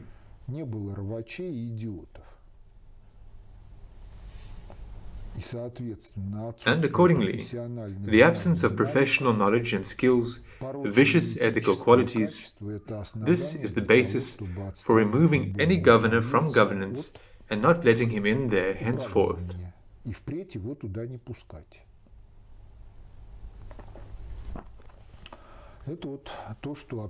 This is what public property is. Further, how to translate into Russian surplus product, surplus time. These terms can be considered at the level of microeconomy and at the level of macroeconomy.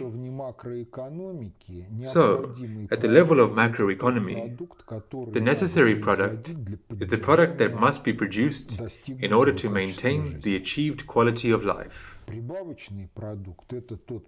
Surplus product is the product that needs to be produced in order to improve the quality of life. That is, initially, the term does not provide for scientific technological progress. That is, the necessary product is the maintenance of the quality of life. There is no scientific technological progress. There is no growth in production either. Surplus product is something that changes the quality of life, both on account of increased production and on account of the creation of new markets and new types of products. This is at the macro level.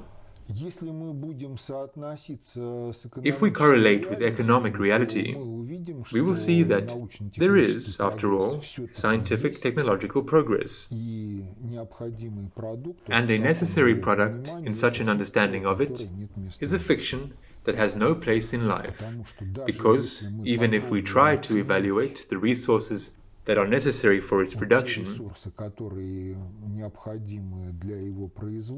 we are tormented by building a criteria base for this unchanging quality of life. We are tormented by collecting statistics and so on. That is, this is worthless. At the level of microeconomy, that is, the enterprise as a market entity, the necessary product and surplus product, and accordingly, necessary labor time and surplus labor time, are interpreted proceeding from the principle of profitability of a particular enterprise. Necessary product and necessary labor time are all that which ensures the balance is brought to zero.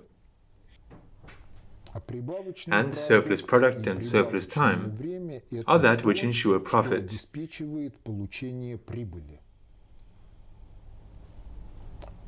Well, it would seem that everything is fine, right?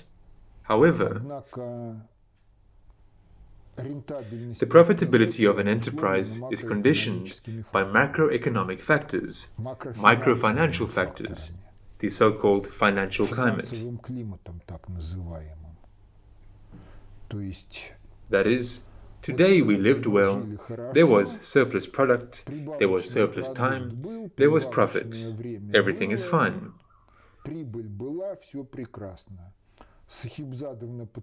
Nabulina signs some piece of paper. Tomorrow we are bankrupt. That is, in reality, this is nonsense, which has nothing to do with governance towards the economy. But it creates the illusion of understanding economic processes. Well, how did we live?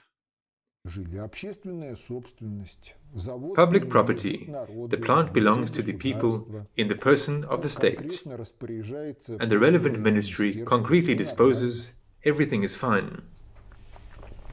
What is the meaning of property rights?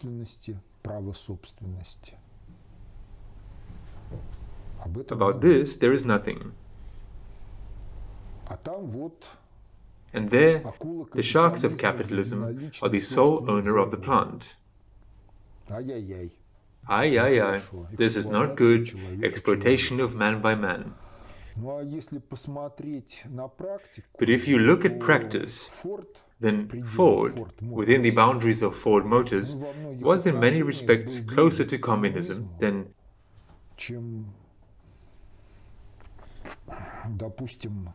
say, the Cherepovets metallurgical plant.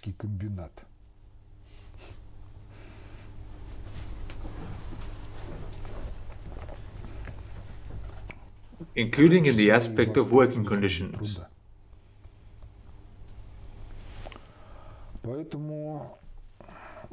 So, Marxism, it is simply a trick.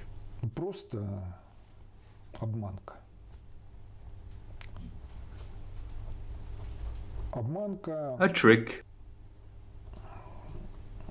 perhaps not even intentional on the part of Marx. Marx is simply a humanitarian. That is, his education is anti-natural. But, you see, when some ideas are born in society, they always go through a casting. Further, those who govern, they decide what to put into promotion and what to hush up. The Communist Manifesto was published in the 48th year of the 19th century, immediately translated into 5 languages, and distributed in the most industrialized countries of Europe and in the United States. Was this done with the money of Marx and Engels? No.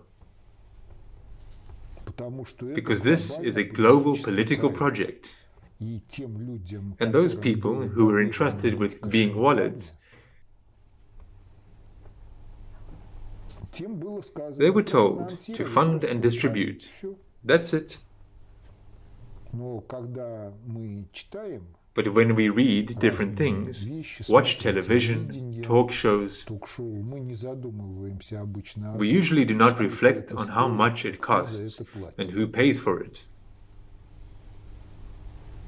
and why money is invested precisely in this and not in something else.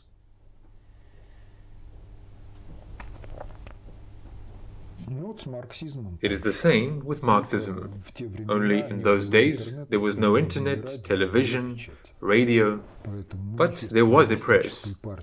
Therefore, the manifesto of the Communist Party was published immediately in 5 languages and went into promotion.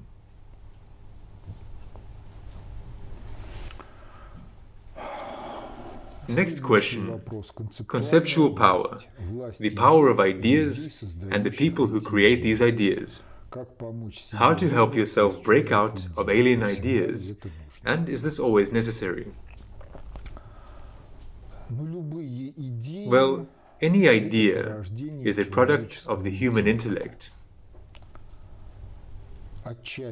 In part, this is the methodology of cognition, that is, the personal cognitive creative culture, and in part it is fantasies that may not necessarily be scientifically consistent. In some ideas there is more fantasy, in some ideas groundless fantasies are swept aside and they try to make everything scientifically consistent, well, at least according to the criteria of science of their time.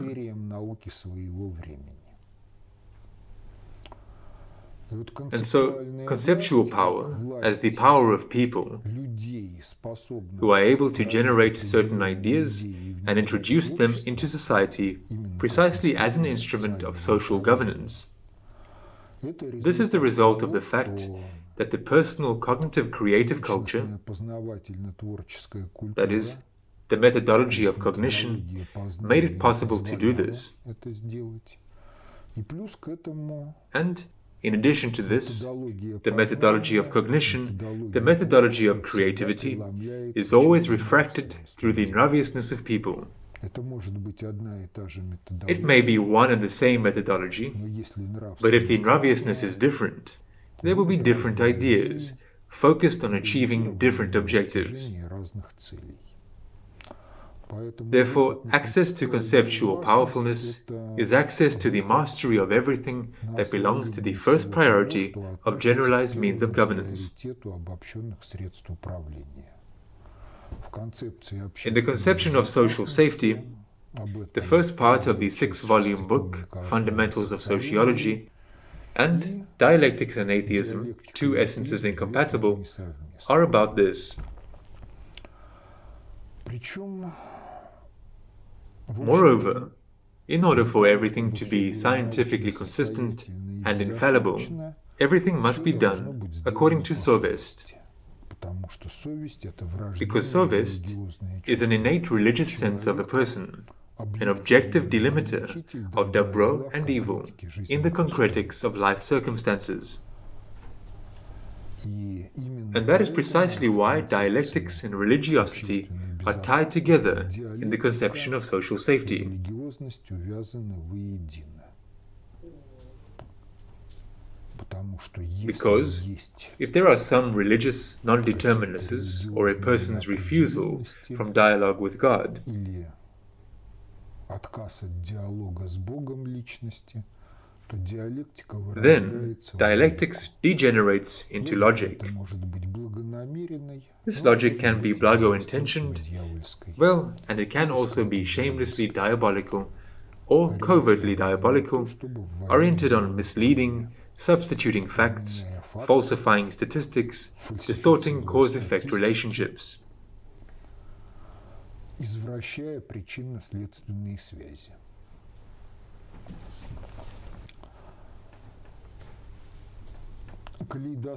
A kaleidoscope of information, mass media, the internet, and so on and so forth. Давайте все-таки Let us, after all, make a distinction. информация это смыслы. Шумы Information, это these are meanings. Noises, these are meaninglessnesses. смыслы, они всегда But meanings, they are always also subjective, или субъективны or на given адрес. subjectively addressedly. То есть то, что смысл That для is, вас, what has для meaning другого to another человека person может быть may be шумом. noise. What is noise for Для you вас шум may carry some meanings for another person or other people. или другим людям. Дальше есть Further, there is such a statement in the Quran. утверждение.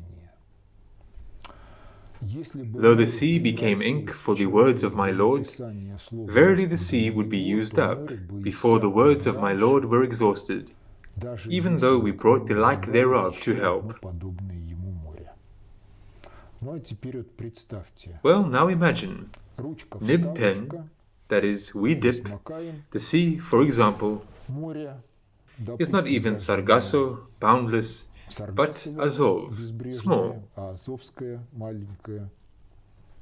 Макаем We dip the вставим nib в pen чернила, into the ink в объеме in the volume of the Азовского Sea of моря Azov напишем. and write something. And we assume that the sea does not dry up. How much will we write? Писать будем. How much will someone read? Кто-то будет читать это. То есть Коран прямо That is, говорит о том, что the Quran directly фактологию says that утопить anyone can be можно drowned by как угодно, не factology, один раз. and more than once. Ivan Antonovich Yefremov, either in The Hour of the Bull or in the Andromeda Nebula, in general, somewhere he refers to the Vedas and to the conversation of Arjuna with Krishna. With many words you confuse me, talk only about what I need. This is Arjuna's appeal to Krishna. This is about the same as our first skill. to distinguish a signal that carries some meaning to us from all kinds of noises that do not carry meaning to us, although they can be desired signals to other people in their destinies. Хотя они, может быть, полезными сигналами другим людям в их судьбах. Now, if you understand this matter, then the internet, the mass media, well, they cease to be a factor that oppresses the psyche with an abundance of facts. Который угнетает психику обилием фактов. Because if you proceed from the fact that you need some information in order to solve certain tasks, then you are looking for this information purpose-orientedly.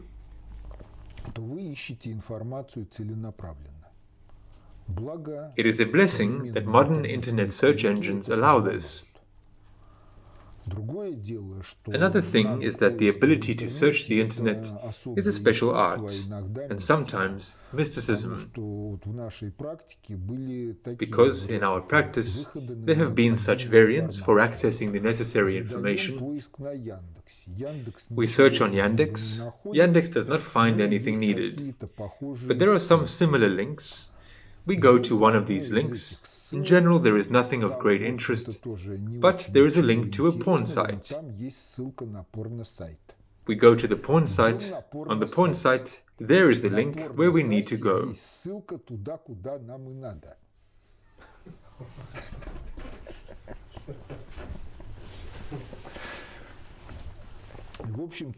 In general, this happened several times. But if we correlate with the fact that we share a signal that carries information and noise, then, in general, the signal, it is the link that is on the porn site, and everything else, in general, a eureka search.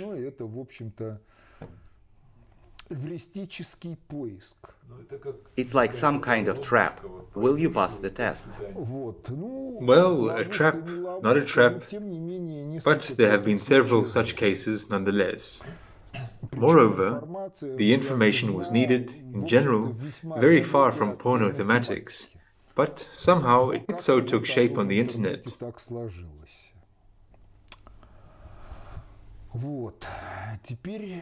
Now, the fight against other people's ideas, is this actually the pumping of these ideas?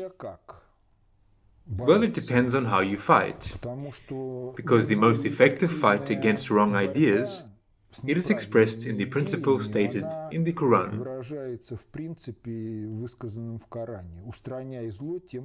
Eliminate evil with what is best. That is, if the idea is somehow malicious, then it is needed to work out an alternative that would show its inconsistency to life and would show a consistent to life way to solve relevant to society problems.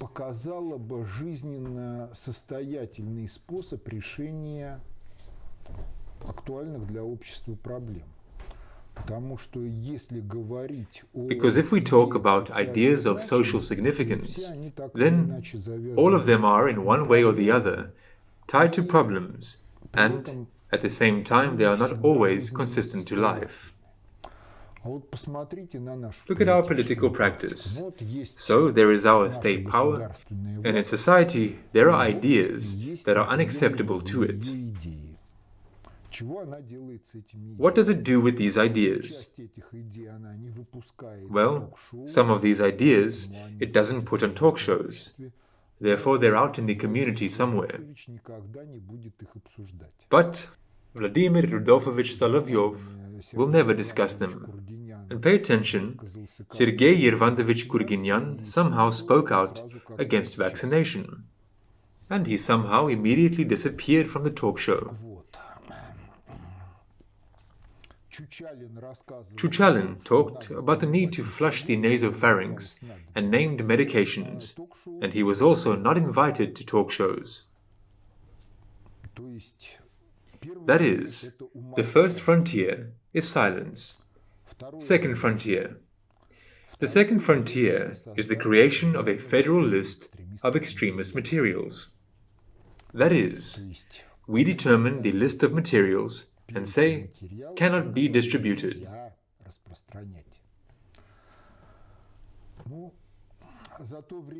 During the time that the federal list has existed, it has surpassed in volume the index of prohibited books that the Holy Inquisition created over several centuries.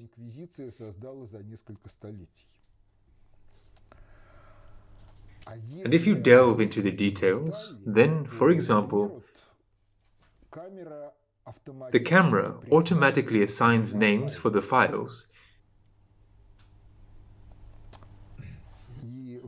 and in some verdicts on inclusion in the federal list, file names are given that are assigned by these or those gadgets in automatic mode. This is an indicator of the great minds of our jurists.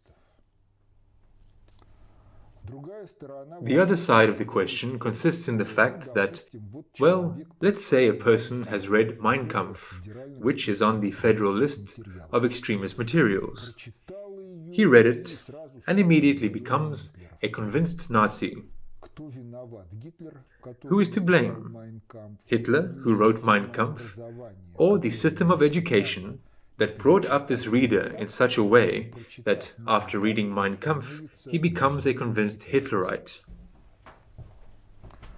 There are grounds to believe that it is not Hitler who is to blame, but the system of education, which forms a culture of thinking, a culture of perception, which forms the nraviousness of new growing-up generations in such a way that, after reading Mein Kampf, a certain number of them become convinced Nazis.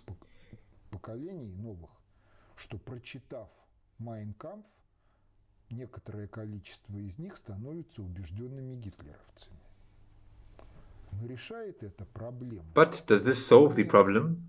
No. The federal list does not solve this problem, because if Mein Kampf is really there,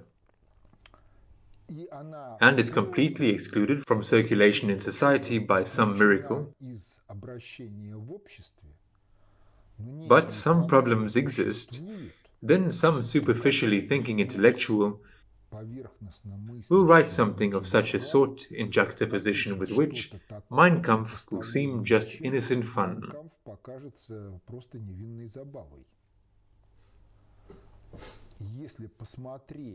If you look at what is on the internet, you will, however, have to turn off your disgust, because there is a lot on the internet that Mein Kampf and the Third Reich are simply paradise in comparison with other projects of the future that are already presented on the internet.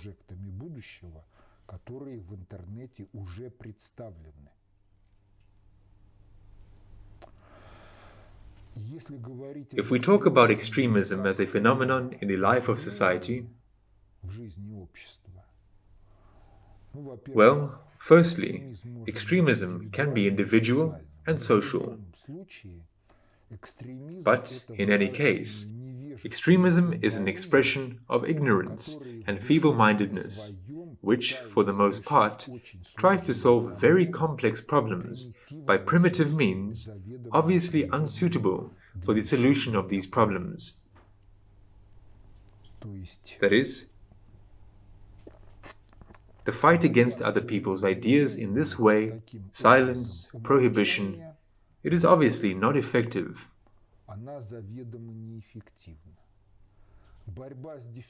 The fight against defective ideas can be effective in one single case. This is one way. The formation of the correct nraviousness among the younger generations, the formation of a broader outlook, the formation of a mosaic world understanding. When there is no such thing as biology by itself, physics by itself, history and social science are by themselves and are in no way connected, because if everything is normal in the noggin, then physics, the laws of which set the structure of creation, is the foundation of biology. Biology is the foundation of sociology, because man is a part of the biosphere. Politology is based on sociology and everything below. But in our training courses, all this is separate. In politology, it is nraviously conditioned, because the objectives of politics, they are nraviously conditioned. But this is absent in our system of education. Well, if it were present, then, you see, it is characteristic of people to commit errors. So, erroneous theories, erroneous ideas, they arose in the past, now they arise, they will arise.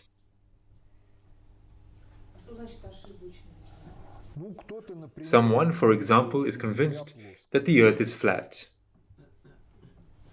This is an erroneous idea. Everywhere there are some errors. 2 times 2 is 5, or from 3 to 5, depending on the circumstances. Erroneous ideas can be everywhere, including in sociology.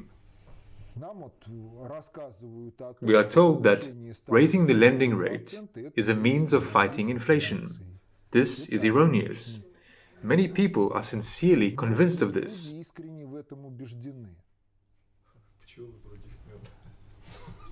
They are sincerely convinced that if the lending rate is raised, inflation will slow down.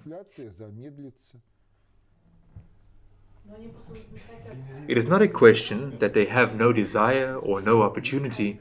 They are sincerely convinced of this. And there are plenty of textbooks on economic theories where this is told on behalf of professors, doctors, and so on and so forth. That is, erroneous theories, they always exist. In addition to erroneous theories, there are maliciously deceitful theories. And this also happens. But for the most part, we are still dealing with errors that are conditioned by nraviousness, conditioned by defects in the personal culture of world perception and the culture of comprehension of the perceived. It is present. Well, if a dialectical culture of cognition is brought up in people from childhood, then there opens up a tandem regime, because a divergence of opinion on any question is always a kind of marker that someone has made a mistake. Maybe one, maybe the other. They need to learn logic first. Lena, logic is a completely different matter. You can know logic, be a genius of mathematical logic, but in the aspect of dialectical cognition,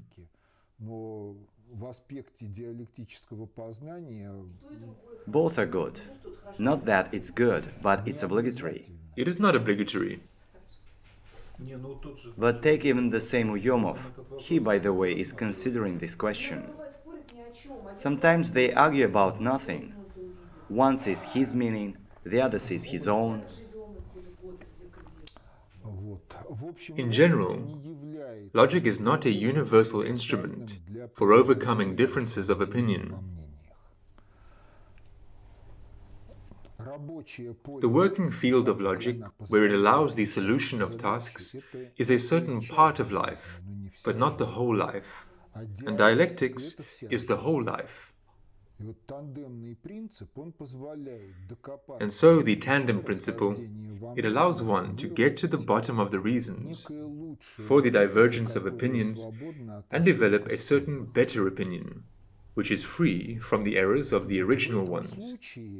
In this case, any erroneous ideas, they cease to be a danger to society. And deceitful ideas, they are also quickly exposed by the same society. тем же обществом. И опять же, And again, returning to the question of interest, well, you can draw a scheme of money circulation. Remember Kirchhoff's rules. Does the leadership of the central bank know Kirchhoff's rules? Hardly likely. They forgot the school physics course. They are not studied in courses of economics.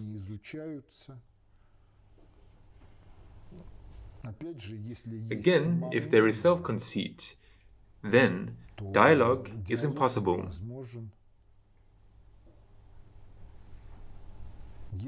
If arguments are not accepted because they are obviously unacceptable, or simply go beyond the boundaries of the limited understanding of the individual, then dialogue is also impossible.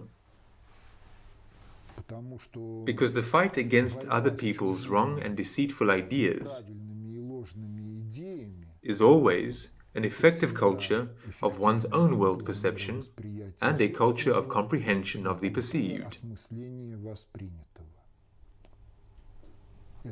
It is a willingness to delve into the opponent's arguments,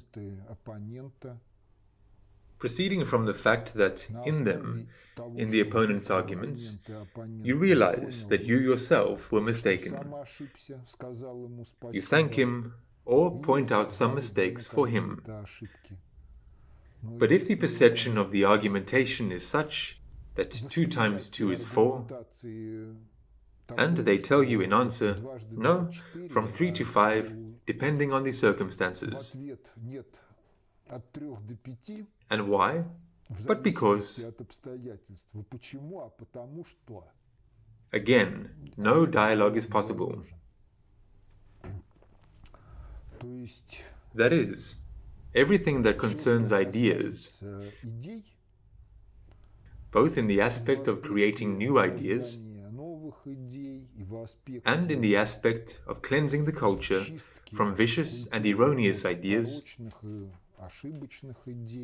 all this always leads to the question of a personal culture of senses, a personal culture of comprehension. Well, if it exists, then in general, Jretsli power, conceptual power, it is available for mastering by everyone.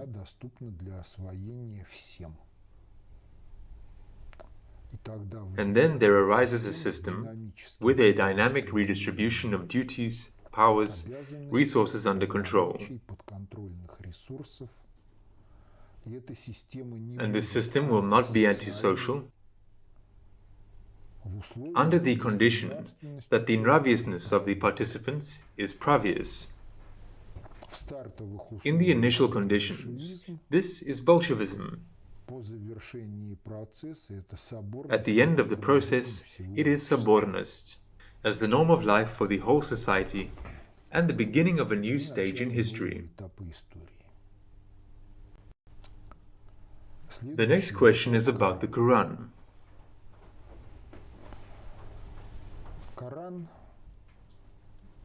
Everyone should read the Quran on their own. From what the Quran says, each one will take from it what he wants, that is, according to nraviousness. But when reading the Quran, one must understand that in it there are 3 layers of information. The first is addressed to Muhammad personally, and for everyone else, it is of cognitive interest, but not of interest as a guide to action. The second layer is addressed to the Arabs, contemporaries and compatriots of Muhammad. For everyone else, it is of interest, well, in the historical cognitive sense. Because if you follow this as a guideline, then it may turn out to be nonsense.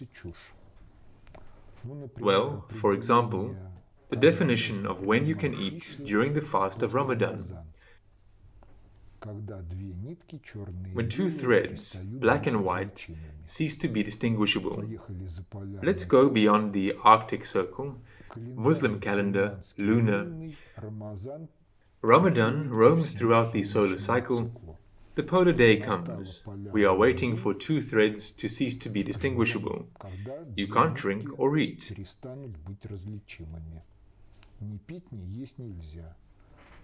How long can a person live without water? How long can a person live without food? That is, it does not work. And that is why the Quran directly says, the Quran is an Arabic code of law.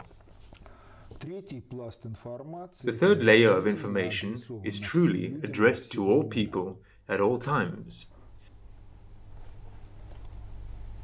And this is also not a guide to action. Do this and that, and do not do this and don't do that.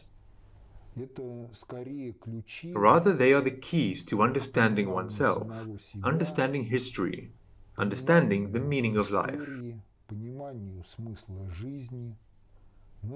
But these are the keys. That is, the keys must be used. People who perceive the Quran precisely in such a quality, they all say as one, that every reading of the Quran, after a few years, it always opens up something new in understanding.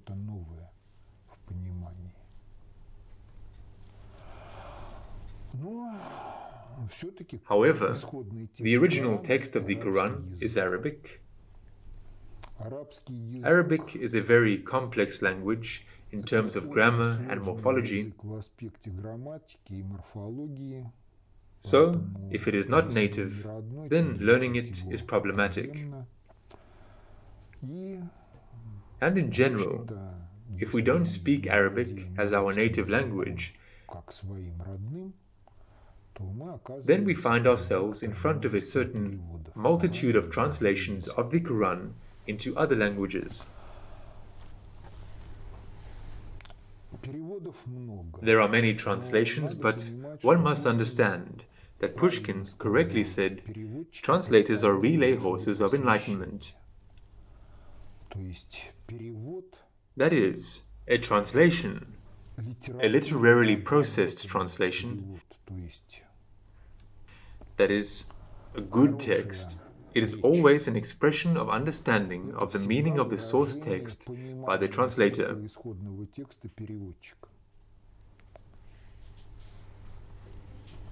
In addition, associative links in different languages are different. Therefore, really, in addition to translation, there should really be some kind of thick commentary that would talk about the play on words in each language, about associative links, about consonances of different words that convey different meanings.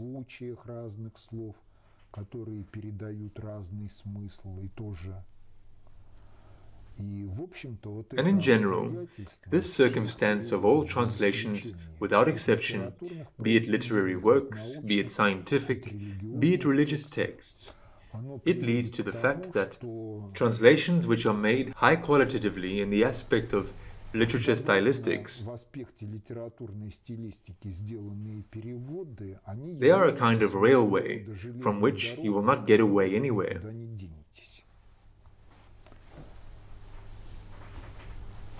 This is a tunnel of meanings.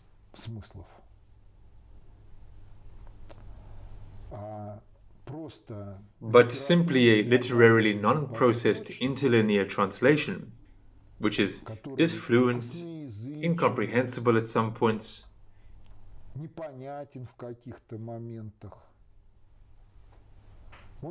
it in general, at the very least, conveys some meaning, but at the same time it makes you think and makes you feel what is behind the words.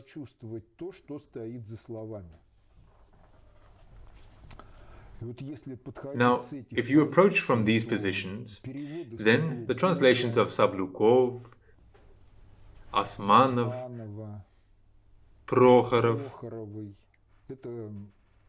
they are high-quality literary texts of their era. But the non-processed literary interlinear, this is Krachkovsky's translation. And therefore, without knowing Arabic, one can feel and understand much more through the translation of Krachkovsky than through other translations. Other translations, they can only be a help to, well, in the most disfluent parts of Krachkovsky's translation, to after all understand something.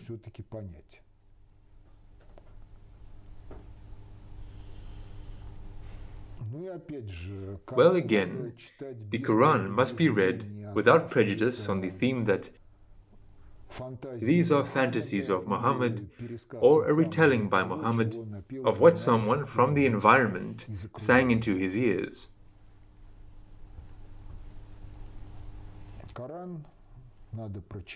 The Quran should be read as the text of a message personally to each of us, addressed by a caring, loving friend.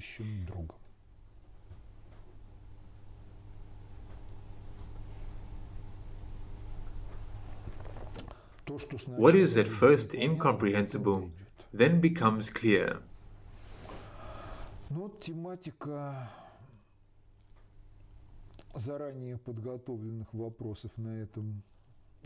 So the thematics of pre-prepared questions finishes on this. Now we can move on to... One just feels like reading fiction, even in terms of intellectual resting.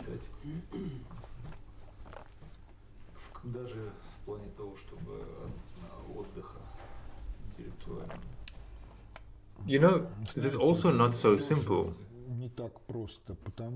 Because, after all art, including fiction, is always created within the framework of a certain conception of the organization of the life of society.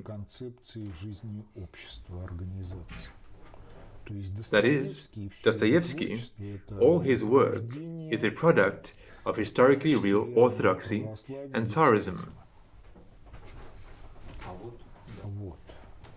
He writes about the problems that are generated precisely by this very way of life on the basis of orthodoxy, Tsarism.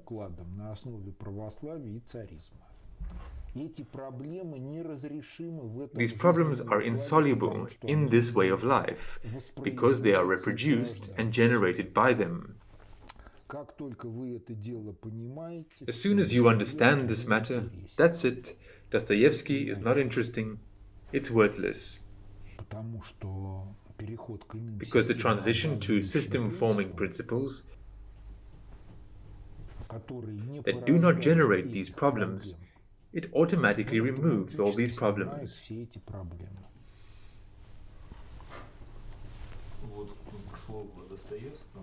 By the way, about Dostoevsky.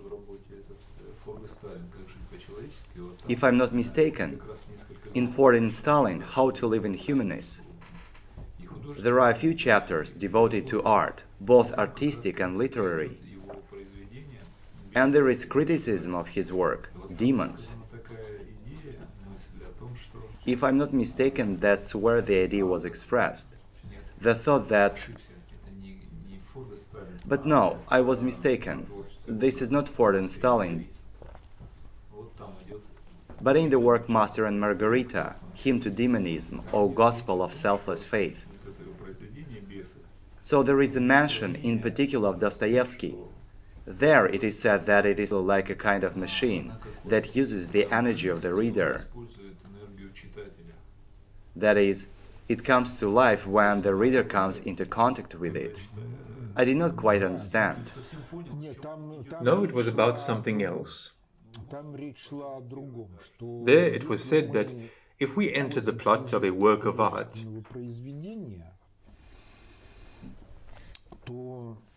then if it is really high art, then all the characters are some kind of sub-personalities of the author of the work. They live their own lives. That is why we perceive Bezukhov, Prince Volkonsky, Natasha, all other characters of War and Peace as living people. всех других персонажей «Войны и мира». But if we talk about the characters of demons, then these are puppets that need to be pulled in order for them to do something. They don't live their own lives. Они не живут своей жизнью.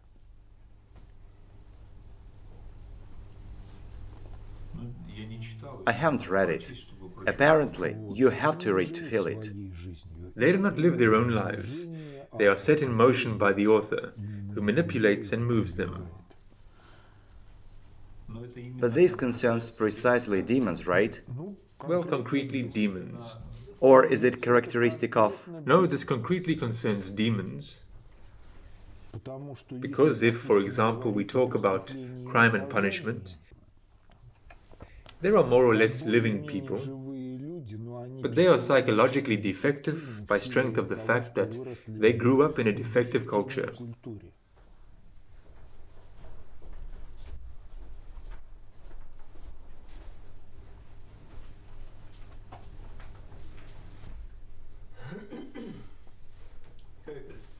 Mikhail Viktorovich, I have a question about the global predictor. So, in one of the latest releases of intelligence data, Velichko expressed the idea that global power does not take sides. There is only a certain curator who controls in order that we do not collapse, do not destroy ourselves at all, and also the whole planet, because they have nowhere to go from here. The second point was this: there were representatives of global power who tried to give people knowledge, tried to somehow change the state of society. But they didn't succeed, because people for one reason or another did not accept it. After all, the global predictor always, in the entire historical process, what position does he take? I'm interested in your opinion. To what point does it strive to bring society? К чему он стремится привести состояние общества, какой точке, к какому? Откройте Коран. Open the Quran.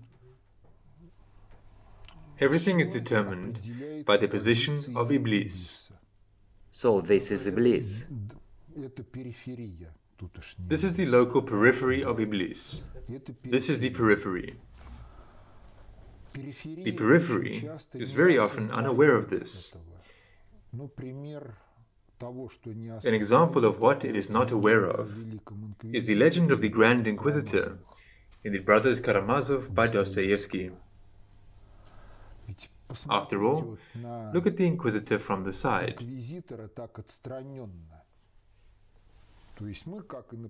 That is, we, as if like aliens, look at a certain planet where there is a Grand Inquisitor and that which Dostoevsky describes there. And what will you see? And you will see a tragedy. Because the Inquisitor complains to Christ about what? So, when Satan tempted you and suggested that you turn the stones into bread, you sent him away, and they need bread. They don't want anything else, and so we are forced to rule the way we rule. Because if they are left to themselves, they will kill each other, and so on.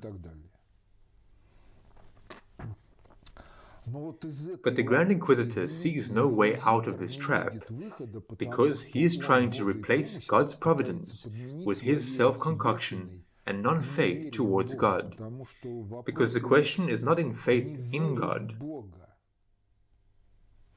but the question is in faith towards God as a subject. The question is in dialogue with him. That is, if this problem exists, then it can somehow be solved. In order to solve it, one must live in dialogue with God. How is it solved? In order to solve it, we must learn to think in processes. And we think in states, in the I want or I feel like mode.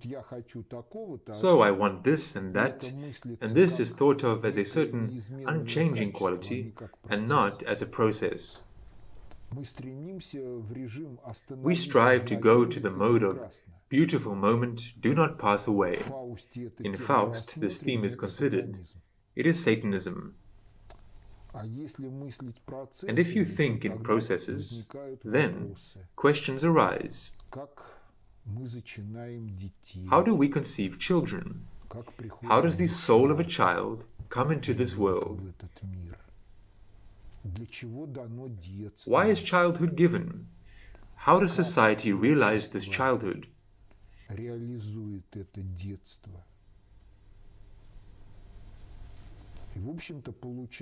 In general, very long processes are obtained, which, yes, really lead to a way out of the trap in which the Grand Inquisitor found himself. But these processes cover the lifetime of several generations. And another paradox is that the Grand Inquisitor, in principle, has the authority to implement all of this.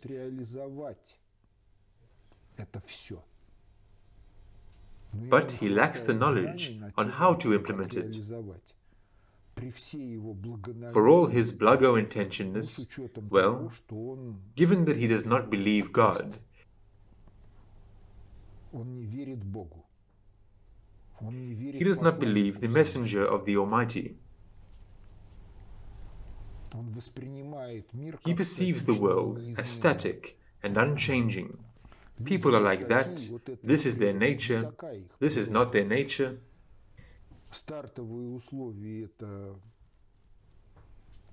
The starting conditions for us are indeed the biological species of Homo sapiens.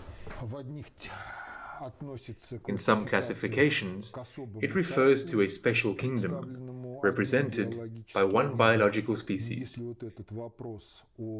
But if this question of a special kingdom is removed, then this is a variety of primates, nothing more than a herd-pack monkey. On this fundamental basis of the herd-pack monkey, there is a potential for personal development. There is a potential for social development. Social development is always the result of personal development and personal creativity, and not vice versa. Well, while the Grand Inquisitor, having authority, in general coping with certain governorial tasks, in the mode any kind of governance is better than a war of all against all, he turns out to be incapable of solving this task of development. While this is the periphery and global power, global predictor. Well, in general, Dostoevsky's Inquisitor is a metaphorical image of precisely this very global power. Because if we talk about this character as a personification, then he possesses the highest intrasocial powers that there are. He is not responsible to anyone, that is, fears do not move him, do not restrain him. But he is limited. In creativity, he is limited by his nraviousness and his atheism, his non-faith towards God. And this is what really is.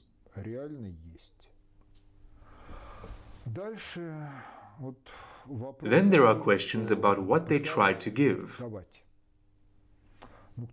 Well, someone really tries to give.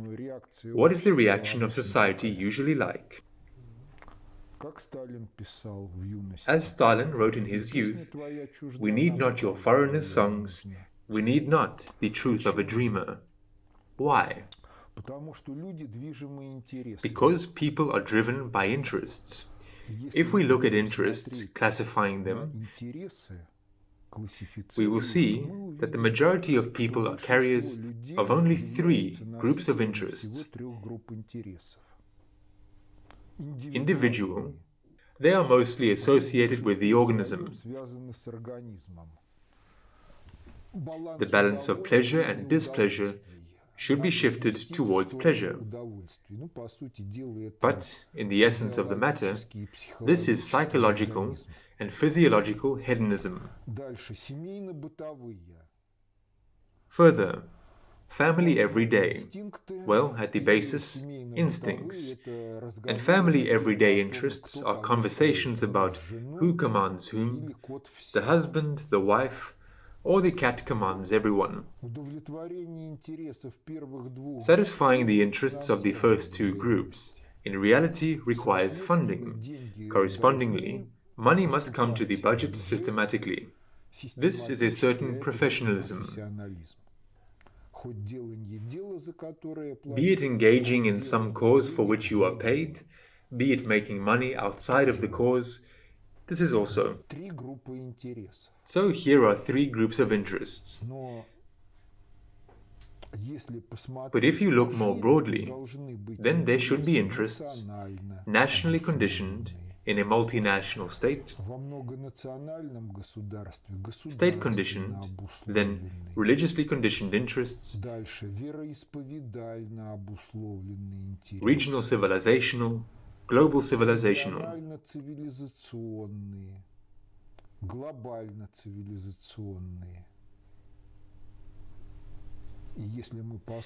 If we look, the majority of people do not have these additional three groups. Therefore, they are, in general, like pawns on a chessboard, if in Brzezinski's terms.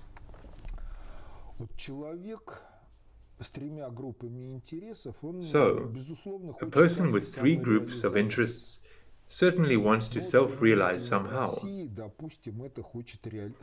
But, in relation to Russia, for example, a young scientist really wants to realize himself. He needs something, he writes a paper, to carry out such and such research, I need this, that, that, it will cost so much and so much. He sends this paper somewhere. A bureaucrat reads the paper, the grants are pre-allocated, and who are you? Rejection, all that. But by some miracle he gets an internship in the United States. He goes there, I need this, this and that to conduct research on such and such a topic. 2 weeks pass, here you are, this, and this. If he only has three groups of interests, where would he want to live? There where he can realize himself within these three groups of interests. If the groups of interests have expanded to these global civilizational ones, then everything changes.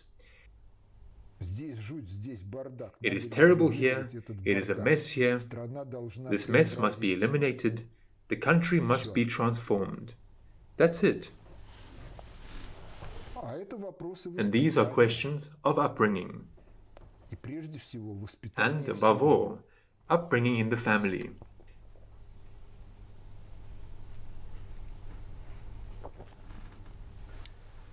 This is also a question of self-education. That is, somewhere before the age of 5, dad and mom should arouse the interest of the child in learning all the information on their own. And then, all the defects in the system of education, they will not be relevant, because at the basis of the knowledge and skills of all outstanding doctors, engineers, designers, fundamental scientists, natural scientists, and humanitarians, there has always been self-education.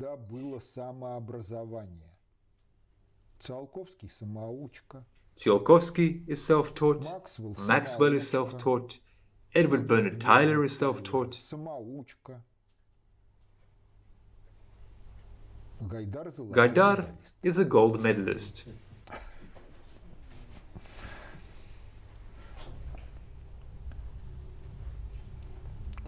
If the highest effect is achieved on the basis of self-education, then what is it? This means that it is necessary to create such a system of social relations so that everyone is self-taught and the teacher should not hammer something in. Должен помогать. The teacher should help in this very self-education. Но это другой учитель. This is a different teacher. Это другая школа. This is a different school. This is a different higher educational institution. And the further from the kindergarten there to the highest indicators of professionalism, the less education, the more self-education.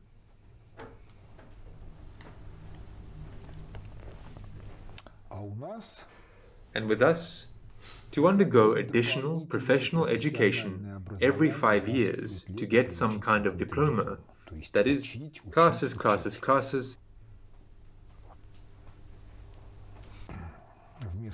instead of studying.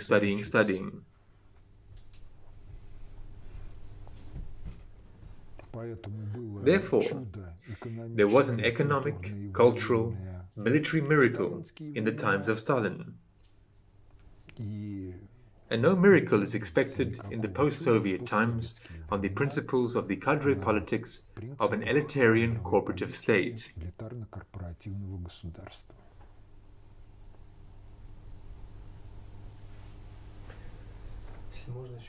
May I have one more question? And what prospects in the aspects of governance are now being prepared for us, both by the global predictor and by its periphery? What awaits our country in particular? And here is the frequent question. What can I do? I alone am a small person. What can I do to impact Nibiulina or the governance in the country? This question often comes up. Every person asks this question. In general, now, judging by what is happening in the world, those who govern globalization have set a course for the implementation of everything that is written on the Georgia Guidestones. And there the main thing is that the reduction of the population of the world to 500 million people.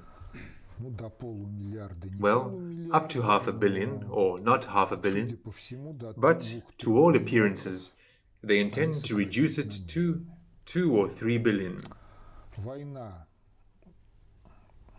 War is dangerous by force of its ungovernable character, while pandemic and the disorganization of the economy as a means of generating hunger, economic genocide, are quite governable and are suitable for these tasks.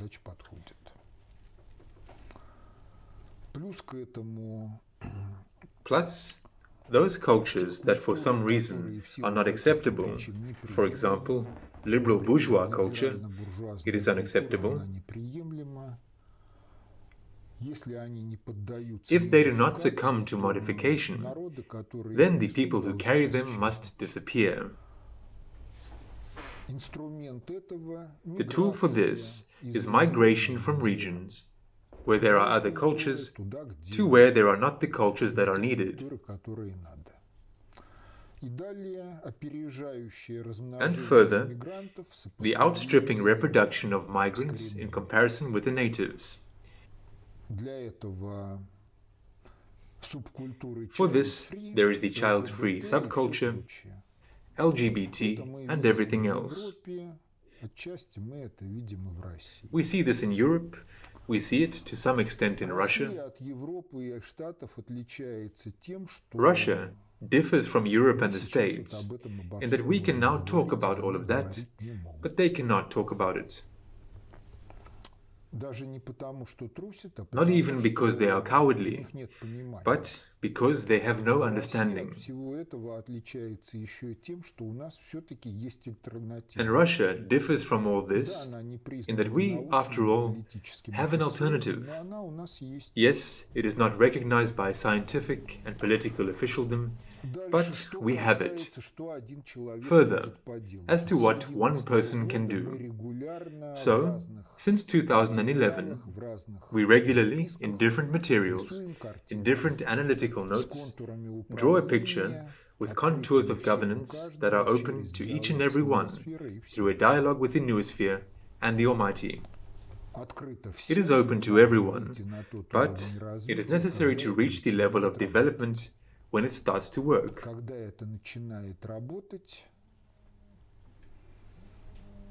When it starts to work, well, you see it works. In particular,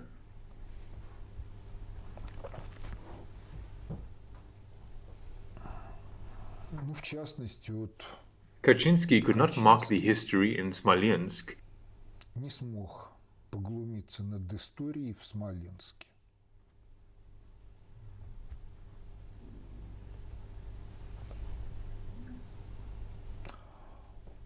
His activities, well, were incompatible with the algorithmics of the noosphere.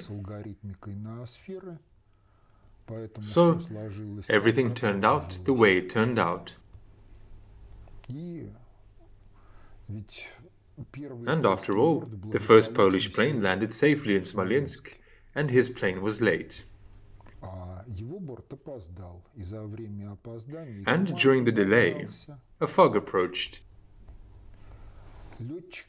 He himself psychologically crushed the pilot crew commander. Before that, there was an episode when he took the presidential plane from one side to the other somewhere in the Caucasus, either from Baku to Tbilisi or vice versa. Due to the fact that the weather at the airfield was unacceptable for landing, Kaczynski yelled at him, psychologically crushed him, and we have the result. That's it. Therefore, you see, the most mysterious words of Christ, do not resist evil, because do not resist evil can be expressed in two forms. The first variant, raise their hands up and surrender to the mercy of the winner. Variant 2, in some way, evil was resisted in such a way that it twisted its own neck. But how exactly, in some way, without resisting evil, a situation arose in which evil twisted its own neck?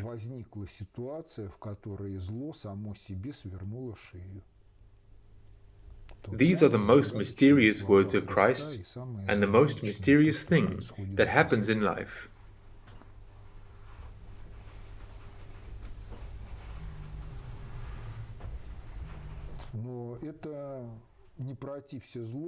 But this, do not resist evil. This is not cowardice, not conciliation with evil, but this is different. But this something different, it is always peculiar, because evil is also always peculiar. And here there are no template recipes, do it like this, and you will get that and that. In general, on this account, there is no point in especially worrying about this. You don't need to waste your energy either. It's not worth it. That is, you need to understand probably where it's worth sensing and where it's worth letting go of the situation a little. The question is not in letting it go. The question is in matrixly ruling in such a way that it itself is by itself eliminated.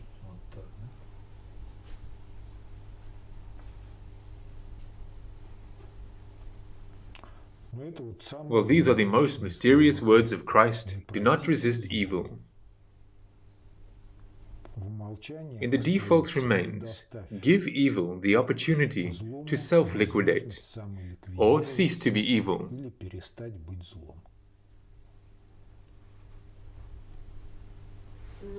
Well, it can take a very long time.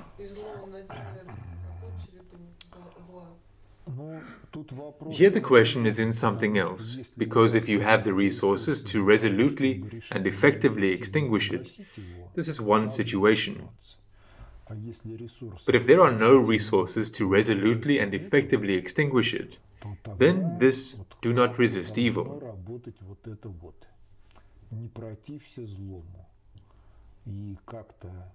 And somehow circumstances should arise in which evil either ceases to be evil because it changes, or self-liquidates.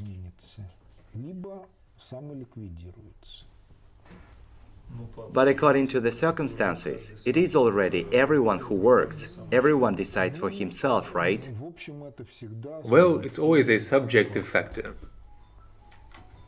Even one and the same person in a different mood has different abilities. по-разному дееспособен. Вот это So, сцена a scene from the film The Flight, из фильма «Бег», когда солдат when the soldier, Halyalin, is brutally honest with Dvorzhetsky, General Khludov, генералу Хлудову and Khludov perceives the whole это thing. дело воспринимает. And only when the soldier flops down on his knees in front of him, Когда only then he gives the command to hang him. дает команду повесить. Если бы не If he hadn't flopped down on his knees, but had turned around, as if according to the charter, and left with a marching step, retaining the mood in which he was, nothing would have happened. Khludov would have eaten everything to the end. Хлудов бы съел все до конца. Yes, a work of art is not proof, but very often psychology is shown and presented in works of art far better than textbooks on psychology. Показывается и подается гораздо лучше, чем в учебниках по психологии. More intelligibly, slightly exaggerated, Может быть, It may not even be exaggerated. ну, в общем, во многих художественных Well, in general, in many works of art, there is such a depth такой нет that even specialized textbooks do not в have. учебниках даже. В этом отношении вот In this regard, Schwarz's fairy tale, An Ordinary Miracle, чудо там тоже in it there are also many things that aren't in textbooks on pedagogy and psychology. психологии. in general, wonderful pieces, and The Dragon alone is worth a lot. Поэтому вот Therefore, it is so. So in Buddhism, there is a law of reincarnation, one of the basic postulates. On the basis of this postulate, it is very effective to overcome fear. Nowhere in the system of education is this mentioned in any way, only jokes about it. Is this a law of physics, biology, or what? ну, в общем, концепция In general, the conception of the reincarnation of souls, it is not clearly manifested in the Abrahamic creeds. Nothing is said about it. о ней ничего не говорится. Но есть отдельные моменты, But there are separate moments both in the Bible and in the Quran интерпретируют. which are interpreted precisely as indications of reincarnation. Вот один из таких эпизодов в Новом So there is one such episode in the New Testament when Christ heals a blind man. спрашивают, а почему он был слеп? He is asked, why was he blind? For his sins or for the sins of his parents? No, for the glory of God to manifest on him. Явилась слава Божья. Сам вопрос, The very question of the disciples, for what sins? какие грехи If he is blind from birth, от рождения, it implies for the sins of a past за life. грехи прошлой жизни. Но все-таки есть и другое But still, мнение, there is another opinion that the law of karma does not automatically work. что работает. А если If the Almighty decides that the soul needs to incarnate again, воплотиться and figuratively speaking, и harsh math tests in the 5th grade, this is not at all because you behaved badly in the 1st grade in physical education. себя плохо на уроке физкультуры. То есть That is, in the destiny of each person, certain tasks are solved. и в Коране сказано, Бог The Quran says, God does not burden the soul with anything beyond what is possible for her. Opportunities, they are determined by the quality of the organism. Качество организма создается родителями. The quality of the organism is created by the parents. Вначале с пьяну один результат. Conceived drunk, one result. Conceived in unpreviousness, another result. Еще один результат. Дитя любви The child of love of both parents, of grandparents, a third result. результат. И соответственно этому Accordingly, Бог возлагает на душу что-то. God puts something on the soul, И когда мы and when we conceive without love, любви, и тем более, especially когда when дети children случайно are an попадают в accidental секс product из-за of sex обстоятельств, in unknown circumstances, то мы ограничиваем then Бога we в limit God возможностях in the ability to даровать bestow on children and grandchildren something.